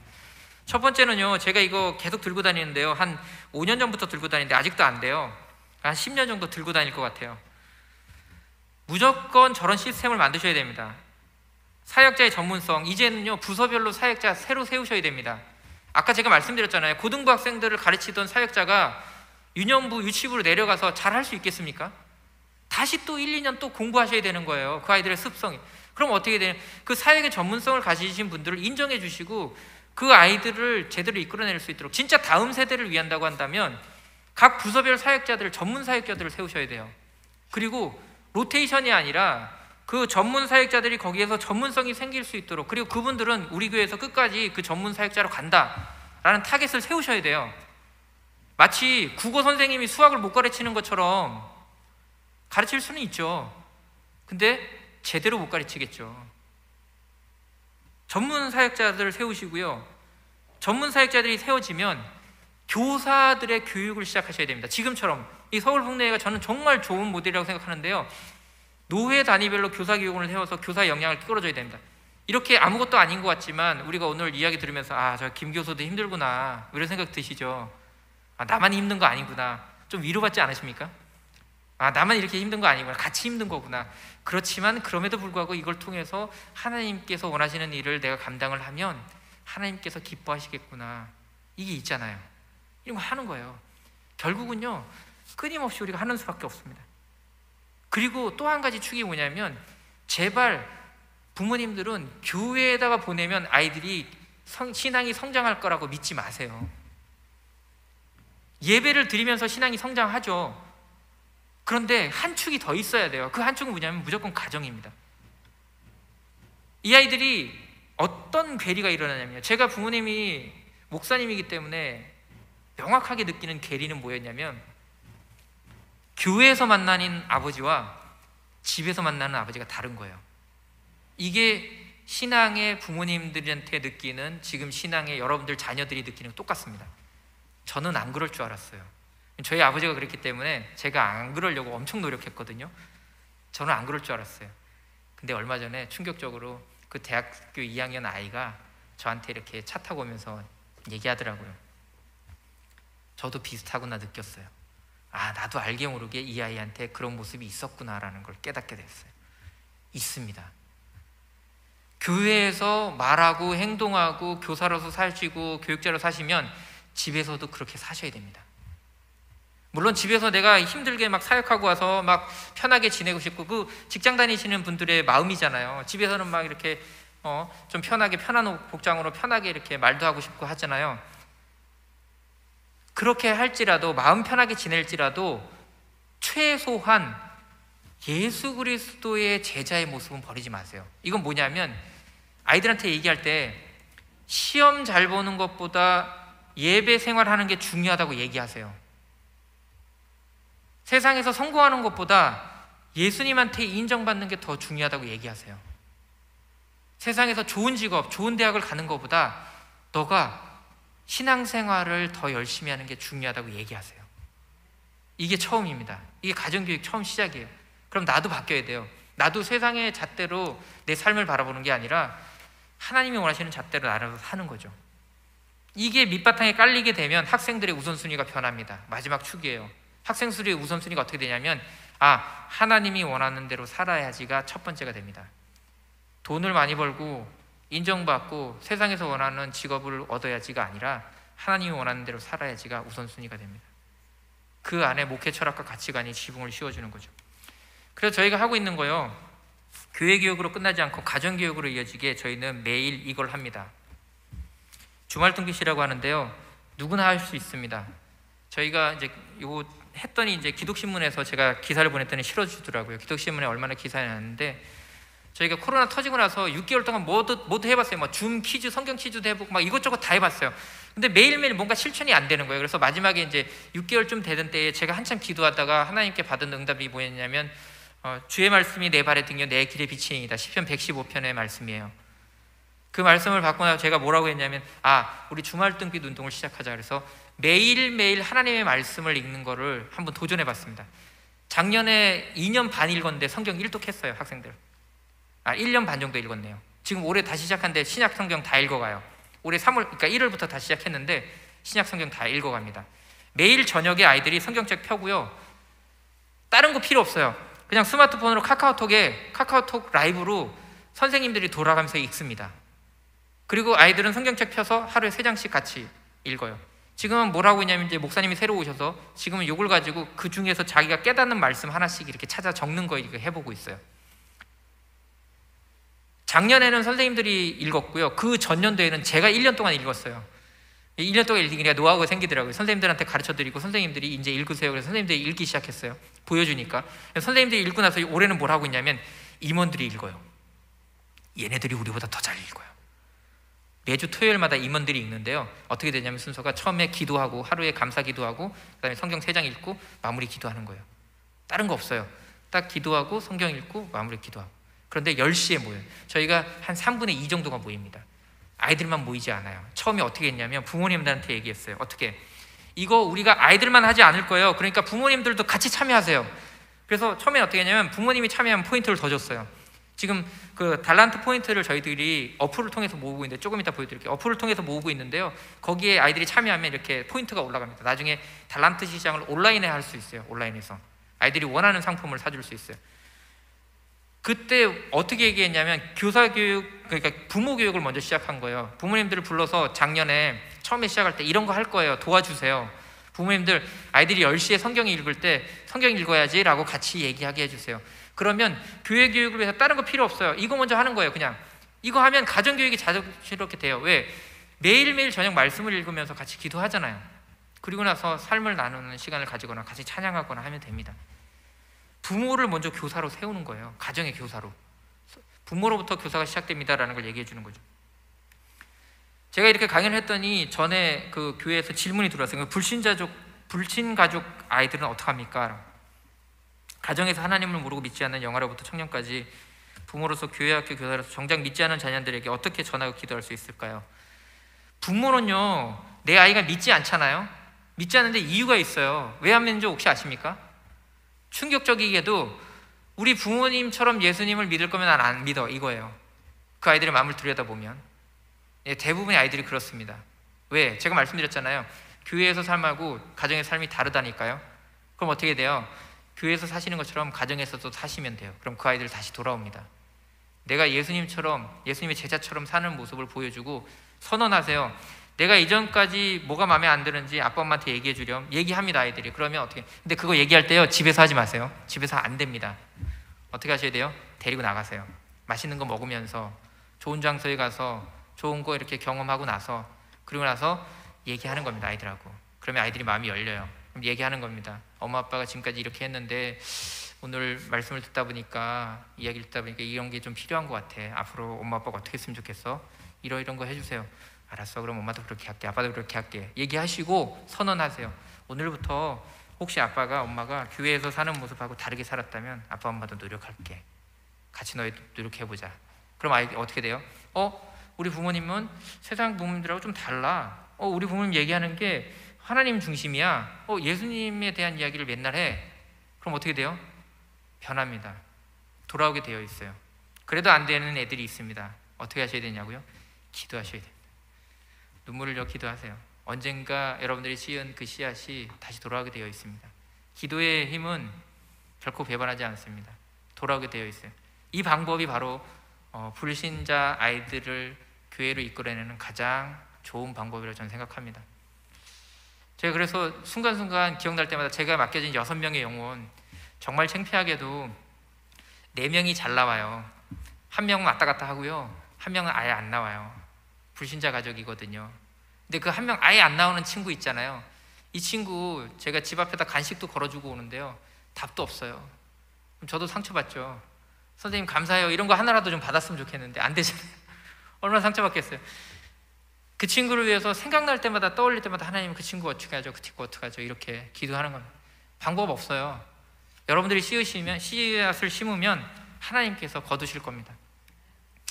그래서 제가 고민하는 게, 그런 방법들을 어떻게 찾아내느냐. 아까 말씀드렸던 전문사역자를 세우시고요.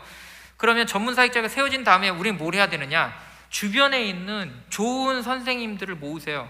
이걸 커뮤니티 모델이라고 하는데요, 나 혼자로는 절대 할 수 없어요. 왜냐하면 인간은 굉장히 고독한 동물이고요, 그리고 나약한 동물이에요. 그러니까 혼자 하다 보면 지치고 힘들어서 쓰러지게 되어 있어요. 그럼 어떻게 하냐. 주변에 같이 있어야죠.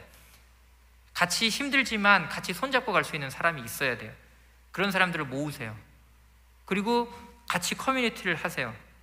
그리고 나서 어떻게 하면 온라인으로든지 오프라인으로든지 지속적으로 만나세요. 그렇게 하다 보면 이제 아이들을 뭔가 할 수 있는 방법들을 찾아내시게 됩니다. 그랬을 때에 우리가 할 수 있는 방법들 몇 가지가 있는데, 대표적으로 아까 말씀드렸던 공간을 바꾸는 거. 몽실학교가 저렇게 아이들이 원하는 공간으로 바꿔요.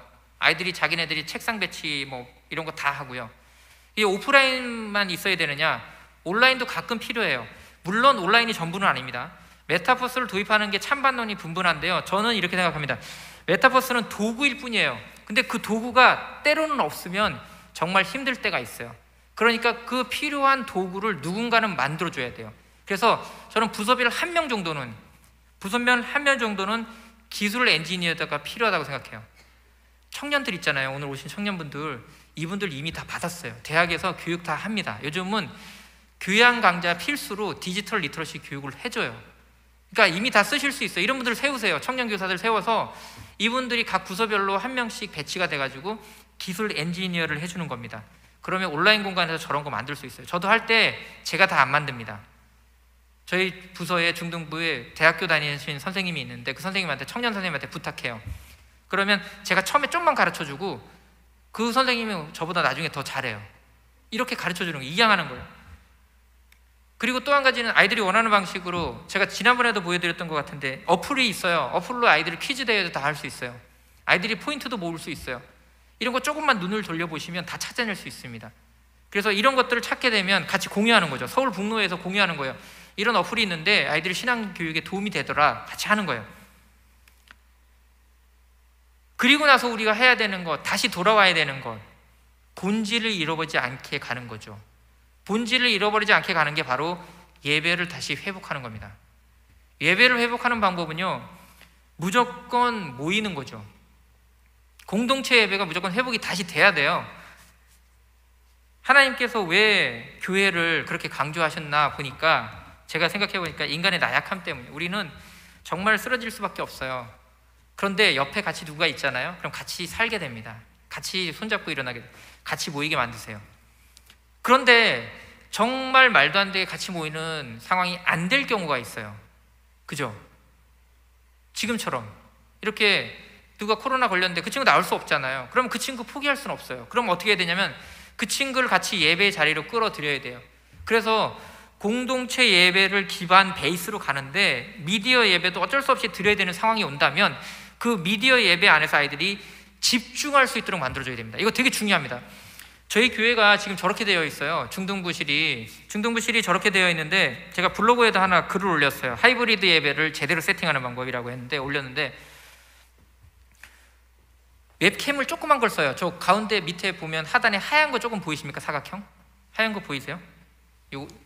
요건데 여기 이렇게 하얀 거 보이시죠? 저거 이게 웹캠이에요. 조그만 거. 이게 웹캠인데 저 웹캠을 그냥 놓고 써요. 저거 한 10만 원 정도밖에 안 하는데요. 저걸로 방송을 하는 겁니다. 그러니까 어떻게 되냐면 소리도 별로 안 좋고요. 화면도 가끔 안 좋아요. 예배를 한참 드리다 보니까 전도사님이, 목사님이 슬라이드를 만들어 왔는데 저거는 화면에 비치는 걸 또 잡아서 하기 때문에 글씨가 잘 안 보일 때가 있어요. 그럼 온라인에 있는 애들은 성경 구절을 못 읽어요. 그런데 아무도 신경 안 써요. 무슨 말인지 아시죠? 오프라인에서 예배를 잘 드리고 있기 때문에 온라인에서도 잘 보일 거라고 생각하는 거예요. 안 보입니다. 그럼 어떻게 해야 돼요? 온라인에 있는 친구들이 잘 보일 수 있게 만들어줘야 돼요. 이거 누가 할 수 있다고요? 청년 친구들 할 수 있습니다. 세우십시오. 그냥 화면만 공유하면 돼요. 슬라이드 화면을. 그러면 아이들이 선명하게 볼 수 있어요. 현장 화면도 볼 수 있고 슬라이드도 선명하게 볼 수 있어요. 이런 것들이 있습니다.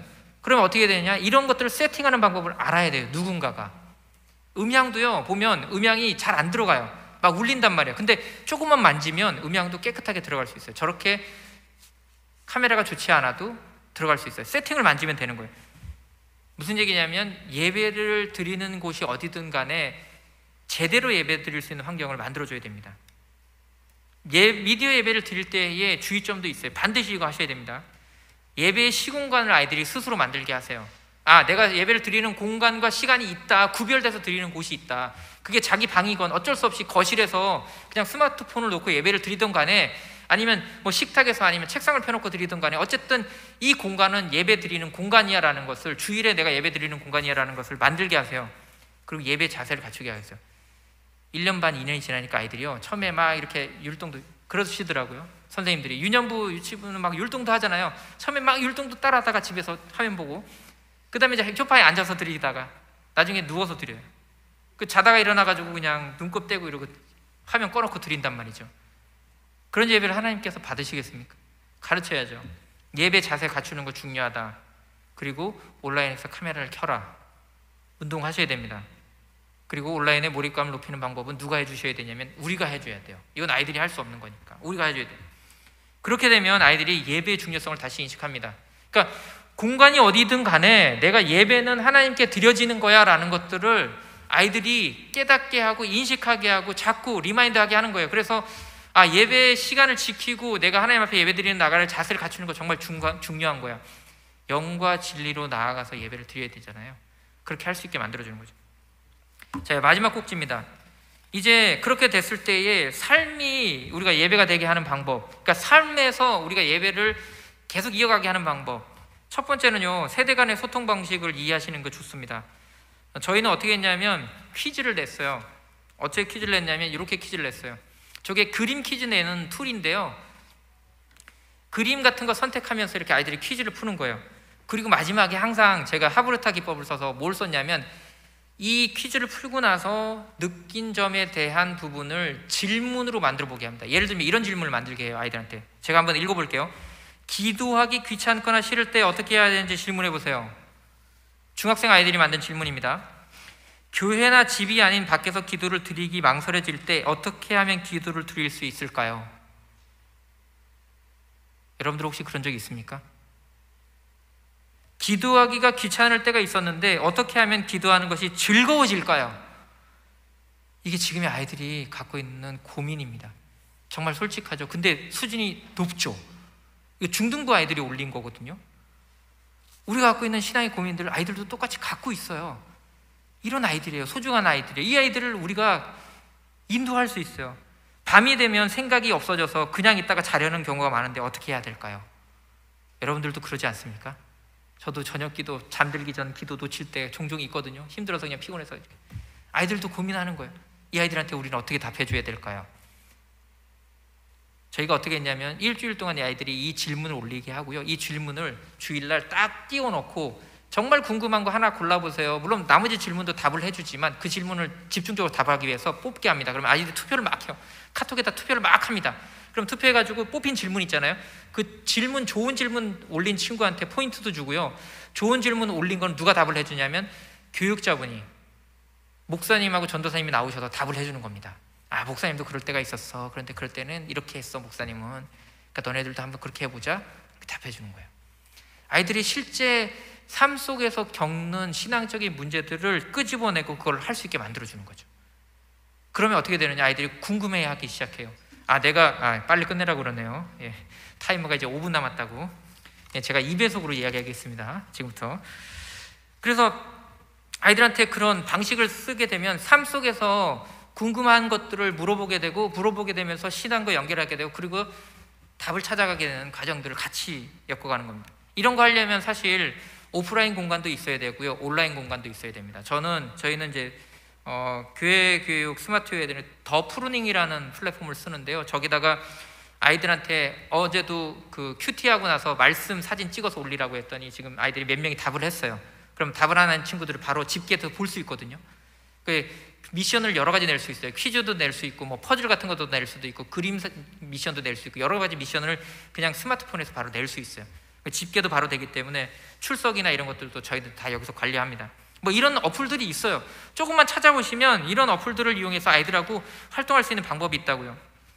그리고 또 한 가지 하셔야 되는 게, 반드시 가정에서의 가정 예배를 회복하게 하세요. 가정 예배는요, 어떤 방법으로 드려도 상관없습니다. 예전에 우리 가정 예배 드린다 그러면 저희 부모님이 가정 예배 에피소드가 있는데, 가정 예배가 저는 제일 싫었어요. 목사님 가정에서 자랐는데 가정 예배가 제일 싫었어요, 고등학교 때.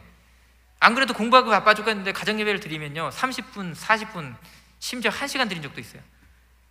아니, 무슨 집에서 가정 예배를 드리는데 1시간 동안 예배를 드려요? 왜 그런지 아십니까? 어머니가 기도하는 날이 걸리면 그래요. 어머니가 마무리 기도인데, 돌아가면서 기도하는데 어머니가 기도를 하면 20분, 30분 동안 기도를 하세요. 기도하다가 잠든 적도 있습니다. 근데 지금은 그렇게 하시면 안 되고요, 지금은 아이들이 원하는 방식을 찾으세요. 어떻게 하냐면 오늘은 그러면 우리는 가정예배 드릴 때 다른 거 말고 삶을 나누고 하나님께서 지켜주심을 감사하는 기도를 할까? 괜찮아요. 오늘 하루 동안 들었던 찬양이 뭔지 서로 나누고 그 찬양에 대해서 한번 얘기해 볼까? 괜찮아요. 오늘 하루 동안 말씀 읽었던 것 중에 기억나는 말씀이 있었는지 한번 얘기해 볼까? 괜찮아요. 매일매일 못하더라도 일주일에 몇 번이라도 하는 거죠. 뭐라도 하는 거예요. 프로젝트 기반의 가정 예배를 하시는 분이 계세요. 하명규 교수님, 제 옆방에 계신 하명규 교수님. 그분은 이제 목사님이니까, 저는 집사고요. 그분은 목사님이니까, 목사님 아이들이 어떻게 하냐면 매일매일 아빠가 큐티 문구를 올려준대요. 카톡으로, 단톡방에. 그러면 그 말씀을 읽고 아이들이 일주일 하루 동안 지내고 나서 와서 저런 학습지 같은 걸 한대요. 그리고 그게 쌓이는 거예요. 이렇게 프로젝트형으로 하는 거예요. 뭐 이런 것도 할 수 있고요. 그 다음에 부모님들이 성경 관련된 신앙 서적 같은 거 읽어줘도 돼요. 저학년 아이들 같은 경우에는 모여가지고 신앙 서적 같이 읽는 거죠. 뭐 예수님과 함께한 저녁 식사 같은 거, 그런 책도 너무 좋아요. 재밌는 거. 그리고 요즘에 성경도 좀 어린이들이 읽을 수 있게 좀 재밌게 나와 있는 이야기들 많잖아요. 그런 거 골라서 읽는 거예요. 저희는 아이들한테 파워바이블 만화책 사줬어요. 성경책인데 만화책으로 나와 있는 파워바이블이라고 있거든요. 시리즈. 그거 잘 읽더라고요. 그런 거 같이 읽는 거예요. 이런 거 하는 겁니다. 그리고 교회에서는 아이들이 좋아하는 뭐 성경, 맛있는 성경 요리 대회라든지 뭐 온라인 오프라인 여름 성경학교 이런 거 만들어주는 거죠. 또 한 가지 저희가 코로나 시대에 했었던 방법입니다. 청년 교사를 세우고 나서 뭘 했냐면요, 청년 선생님들이요 저런 홈페이지 같은 거 금방 만듭니다. 물론 제가 처음에 만들었고요, 가르쳐 드렸어요. 저거 뭐냐면요, 그냥 구글에서 그냥 만들 수 있어요. 구글에서 그냥 사이트를 하나 만들 수 있거든요. 그러면 나는 예배자입니다 프로그램 4주짜리 프로그램을 만들어서 그냥 구글 사이트에서 뚝딱뚝딱 만들어요. 그냥 코딩 안 해도 돼요. 이렇게 만들 수 있어요. 만들어가지고 아이들한테 딱 주소를 날려주면 아이들이 일주일 동안 말씀도 읽고 거기서 찬양도 듣고 그 다음에 답도 해야 돼요. 퀴즈에 답도 해야 돼요. 이런 걸 하는 겁니다. 4주 동안 이런 특별 프로그램을 계속 만들어서 아이들한테 해주는 거죠. 그러니까 삶 속에서 뭔가 할 수 있게 만들어주는 거예요. 계속. 물론 모든 아이들이 다 참여하지 않죠. 그렇지만 독려하면서 같이 참여합니다. 그럼 나중에 어떻게 되냐면 분위기가 형성돼요. 우리는 이런 활동들을 계속 온라인 오프라인을 통해서 하는 그룹이구나 또는 중등부구나 라고 인식하게 됩니다. 이 인식이 어디까지 퍼지냐면 부모님들까지 퍼져요. 저희가 정말 놀라운 일이 있었는데, 그렇게 일독한 친구가 지난해 저희가 중등부가 25명 정도에서 30명 정도거든요, 재적 인원이. 근데 출석은 한 20명에서 조금 넘게 나와요. 근데 이 친구들 중에서 6명이 일독을 했어요. 어른들도 하기 힘든 일독을 이 친구들은 중등부 지나는 1년 반 동안 일독을 한 거예요. 목사님이 상을 줬어요. 학부모들한테 소문이 나서 이번에 들어온 신입생들은요 당연히 이 주말등빛을 하는 걸 알아요. 부모님들하고 이걸 참여해야 되겠다는 생각을 가지고 있어요. 문화가 만들어지면 다음 세대에 전통이 생기는 겁니다. 마치 우리의 선배들이 기도로서 우리의 선배 세대가 우리를 세운 것처럼 우리가 지금의 전통을 만들면 이 전통을 다음 세대가 이어갈 수 있습니다. 교회 아이들이 오게 하고 예배를 드리게 하고 삶 속에서 신앙을 이끌어가게 할 수 있습니다. 지금 하나님이 우리에게 묻고 계신 거예요. 코로나19로 묻고 계신 거예요. 다시 시작할 수 있냐라고 묻고 계신 거예요. 이전의 선배들은 기도로서 한국교회를 일으키고 다음 세대를 세웠는데 너네들은 무엇으로 다음 세대를 세우려고 하니? 라고 물어보시는 거예요. 함께 말씀을 읽어보겠습니다. 이 말씀이 저는 오늘의 우리에게 주시는 하나님의 메시지라고 생각합니다. 그때도 제가 말씀을 드렸지만 이 세대가 비슷한 세대예요. 어떤 세대냐면 여호수아가 가나안에 들어가 나서 그 다음에 세대가 일어났어요. 다음 세대가 광야 생활을 지나지도 않았고요, 민족으로부터 핍박을 받지도 않았고요, 애굽서리에 종살이도 안 했어요. 그러니까 가나안에 들어와서 이제 편하게 산단 말이에요. 그러다 보니까 어떻게 되느냐, 함께 읽어보겠습니다. 시작. 그 세대의 사람도 다 그 조상들에게로 돌아갔고 그 후에 일어난 다른 세대는 여호와를 알지 못하며 여호와께서 이스라엘을 위하여 행하신 일도 알지 못하였더라. 지금이 딱 이 세대입니다. 우리가 편하게 살다 보니까 코로나로 교회에서 흩어지다 보니까 이제 이렇게 살지 않아도 된다라는 것들을 아이들이 알기 시작했어요. 근데 그렇게 살면 안 되죠. 그렇게 살면 하나님을 모르는 세대가 나오는 거예요. 그럼 어떻게 되느냐? 다음 세대는 없습니다. 다른 세대가 나타나는 거죠. 우리가 꿈꾸는 건 이런 거 아닙니까? 유튜브에만 빠져있는 아이들이 성경 컨텐츠를 좀 봤으면 좋겠고, 아이들에게 추천할 만한 자료가 없음에도 불구하고 온라인이든지 오프라인이든지 뭐 메타버스든지 어떤 시공간에서도, 심지어 우주 달나라에 가서도 예수님이 나의 구주십니다, 나의 주인은 예수님이시고 나는 예수님의 제자입니다, 이런 아이들이 고백하는 아이들을 만들고 싶은 거 아닙니까? 그죠? 그걸 원하시는 거죠? 그러면 지금 이제 시작하셔야 됩니다. 오늘 제가 알려드렸던 건 빙산의 일각입니다. 정말 그냥 일부분일 뿐이에요. 이제 커뮤니티를 만드시고 같이 이런 고민을 하시고 같이 해결 방법들을 찾아내시면, 이 서울 북로에서 그걸 먼저 시작하시면 다른 노예들이 영향을 받을 것이고 우리 교회에서 먼저 시작하면 다른 교회들이 영향을 받게 됩니다. 그러면 이제 다음 세대가 일어납니다. 말씀을 같이 읽고 오늘 강연을 마치도록 하겠습니다. 함께 읽어보겠습니다. 내가 또 주의 목소리를 들은즉 이르시되 내가 누구를 보내며 누가 우리를 위하여 갈고 그때 내가 가로되 내가 여기 있나이다 나를 보내소서. 하나님께서 우리에게 원하시는 말씀입니다. 여러분들이 마음을 다시 다잡으시고 내가 씨앗을 뿌리는 게 정말 중요하구나. 그리고 나는 예수님으로부터 그 공급을 받은 사랑을 다음 세대로 흘려보내겠다라는 각오를 하시면 여러분들을 통해서 하나님께서 커다란 역사를 일으키실 겁니다. 그렇게 믿고 함께 노력하기로 다짐하는 여러분들이 되시기를 소망합니다.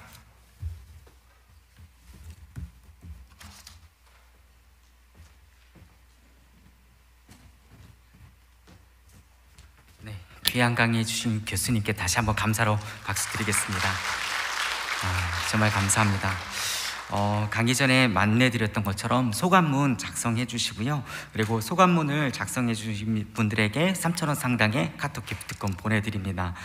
그리고 참고로 그 온라인으로 저희가 지금 소감문을 보내드린 URL 주소하고 QR코드가 있는데요. 이게 매주 동일하거든요. 왜 그러면 저희가 노예 100여 개 교회들에게 다 이걸 또 보내는 게 많이 복잡해서 똑같은 걸 계속 사용하고 있습니다.